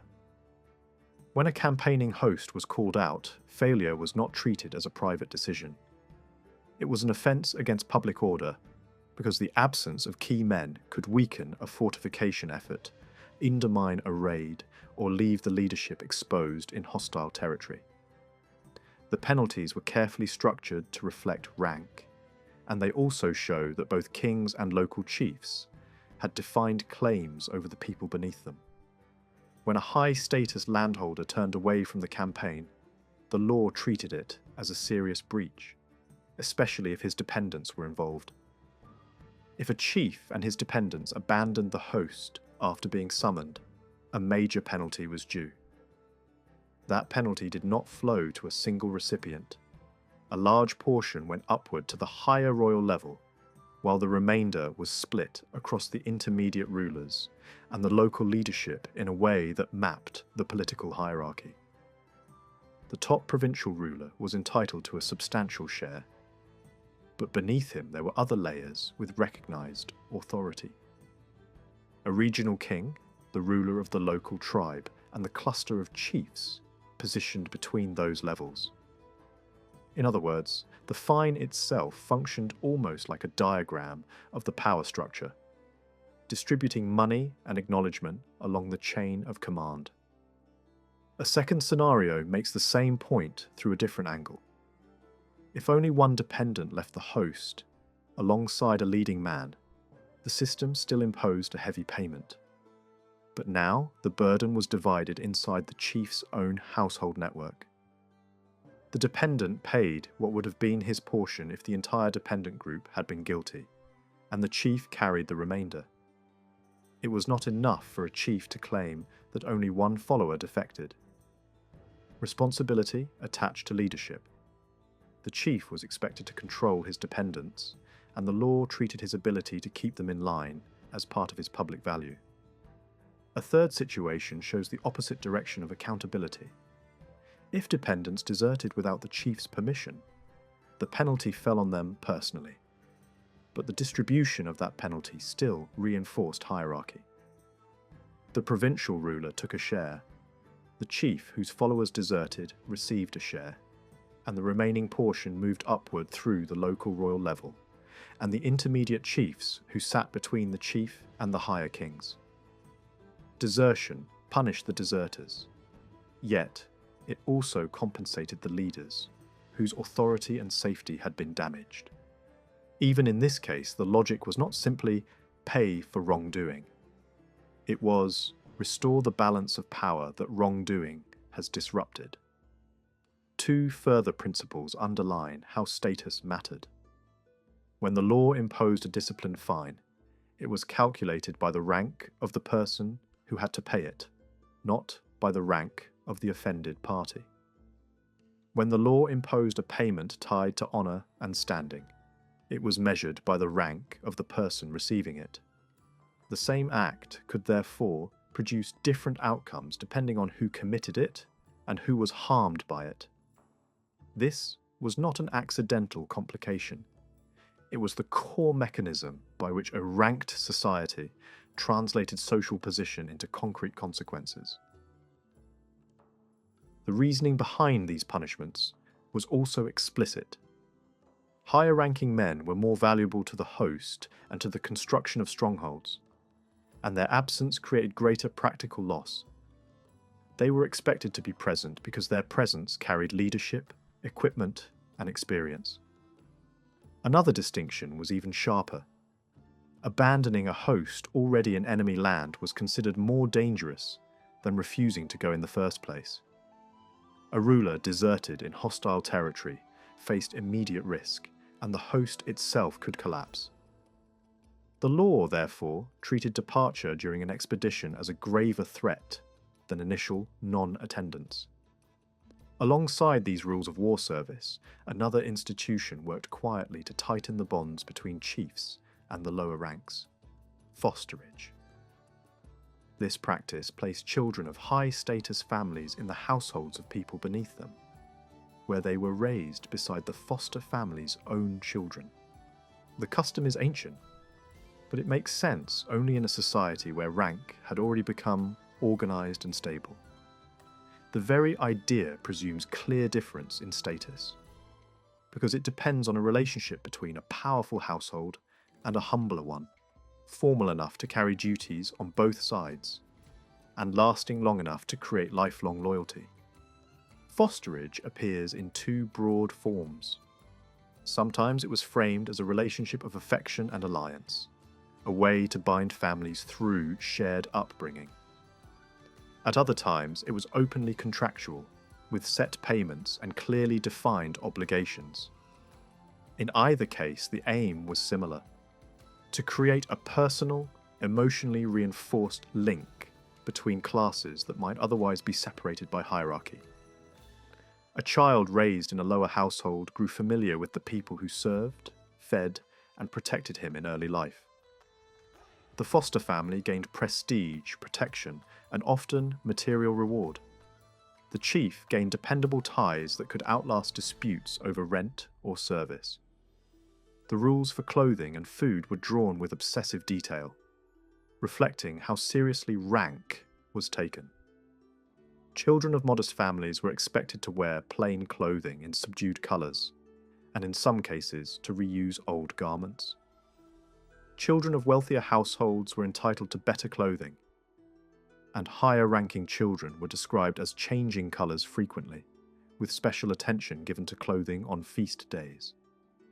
At the very top, the children of the highest elites were presented as permanently dressed in new and richly decorated garments. It is difficult to know how literally such standards were followed everywhere, but the underlying message is unmistakable. Even in childhood, society displayed hierarchy on the body. Food regulations were more likely to reflect everyday reality. All children could be fed porridge, but what it was made from and how it was enriched depended on rank. The lower grades were fed basic mixtures designed to keep them going. The children of chiefs were fed richer ingredients and larger quantities, meant to satisfy fully. The highest households were described as adding the most expensive sweeteners and the finest base ingredients. Yet there was also a sense that early infancy blurred distinctions. For a time, children's diets were treated more alike before the full scale of rank-based privilege was applied. Payments for fosterage rose in steps, like a ladder matching social rank. The lowest level received only a small number of valuable animals, while higher ranks paid substantially more. Girls were often assigned a higher payment than boys at the same social level, explained by the greater household arrangements required for their upbringing. Even the craft of educating children was divided by class. Lower households trained foster children in practical work, herding small livestock, maintaining food production, preparing materials, and cutting fuel. Higher ranks added skills associated with elite identity: horsemanship, music, target practice, games of strategy, swimming, and refined textile work for girls, including decorative needlework. For the children of kings, the standard rose again. The foster household was expected to supply access to horses and to ensure training that suited a future leader. Fosterage did not last indefinitely. Boys typically remained until late adolescence, girls until their mid-teens. Discipline was also graded by age. Younger children could be corrected physically under controlled limits, but as they approached maturity, the method shifted toward compensation and formal settlement, reflecting the belief that responsibility increased with reason and social standing. When the foster period ended, the foster parent returned the child with a parting gift scaled to rank. The exchange did not end there. The former foster child carried a lasting obligation to support the foster parent in sickness or old age in a way comparable to duties owed to one's own parents. The bond was designed to be lifelong, not merely a childhood arrangement. When later descriptions of Irish territories are examined, this internal structure of clans and subclans becomes easier to see on the ground. In different regions, local records list hereditary leading families and the smaller family groups beneath them. Some districts are described as being made up of multiple tribe territories, and within each territory appear named families presented as native hereditary groups, each with its own leader. Elsewhere, lists of local leaders describe a tier of minor chiefs who held land by descent from a shared ancestor and were expected to support the main leader in war at the head of their own kin groups. The language varies across sources, but the pattern repeats. A leading figure sits at the centre, while smaller descent groups orbit around him as political and military units. In Connaught, Genealogical traditions depict the same structure in an even clearer narrative form. A territory is traced to an early ancestor, then to a prominent descendant, and then the population is described as a larger descent group made up of several named families beneath it. Leadership is attached to specific lineages, and smaller groups are presented as established branches with their own standing. Some areas are described as containing multiple territorial units, each with its own headman and cluster of subordinate families. This is the clan system not as a theory, but as a map of who belonged where and who answered to whom. In Ulster, the same idea shows up in local place divisions. Larger districts were subdivided into smaller units that often corresponded to the holdings of particular descent groups. Some subdivisions preserve names that point directly to a kin community and its habitual residents. Other districts are recorded under labels that explicitly indicate a line or offspring group, followed by a personal name, suggesting that the territory was identified with a founding ancestor or prominent leader. Over time, these names became embedded in geography, turning kinship into a landscape feature. When administrators in the early 17th century surveyed regions like Fermanagh and Cavan, they found a society still shaped by these kin structures. Local scholars could recite the major descent groups, their branches, and the ranking among them, down to very minor figures. Landholding had been subdivided repeatedly as families multiplied, creating a patchwork where even small plots were claimed as personal country by their holders. Yet alongside this fragmentation, the offices of leadership remained intact. A territorial ruler held certain lands and dues that passed undivided to the successor in that office. Likewise, each major surname group had its own internal leader with reserved lands and services that were not split up in inheritance. Ordinary land might be divided among many heirs, but the core assets tied to authority stayed whole, preserving the political skeleton of the old system even as the economic flesh around it was constantly recut.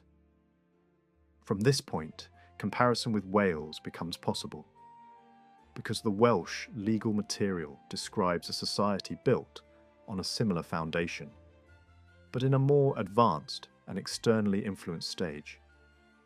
The Welsh population had encountered church authority earlier, and parts of Wales had also lived under Roman provincial rule. Those pressures helped reshape rules about marriage, legitimacy, and inheritance in ways that differ from Ireland.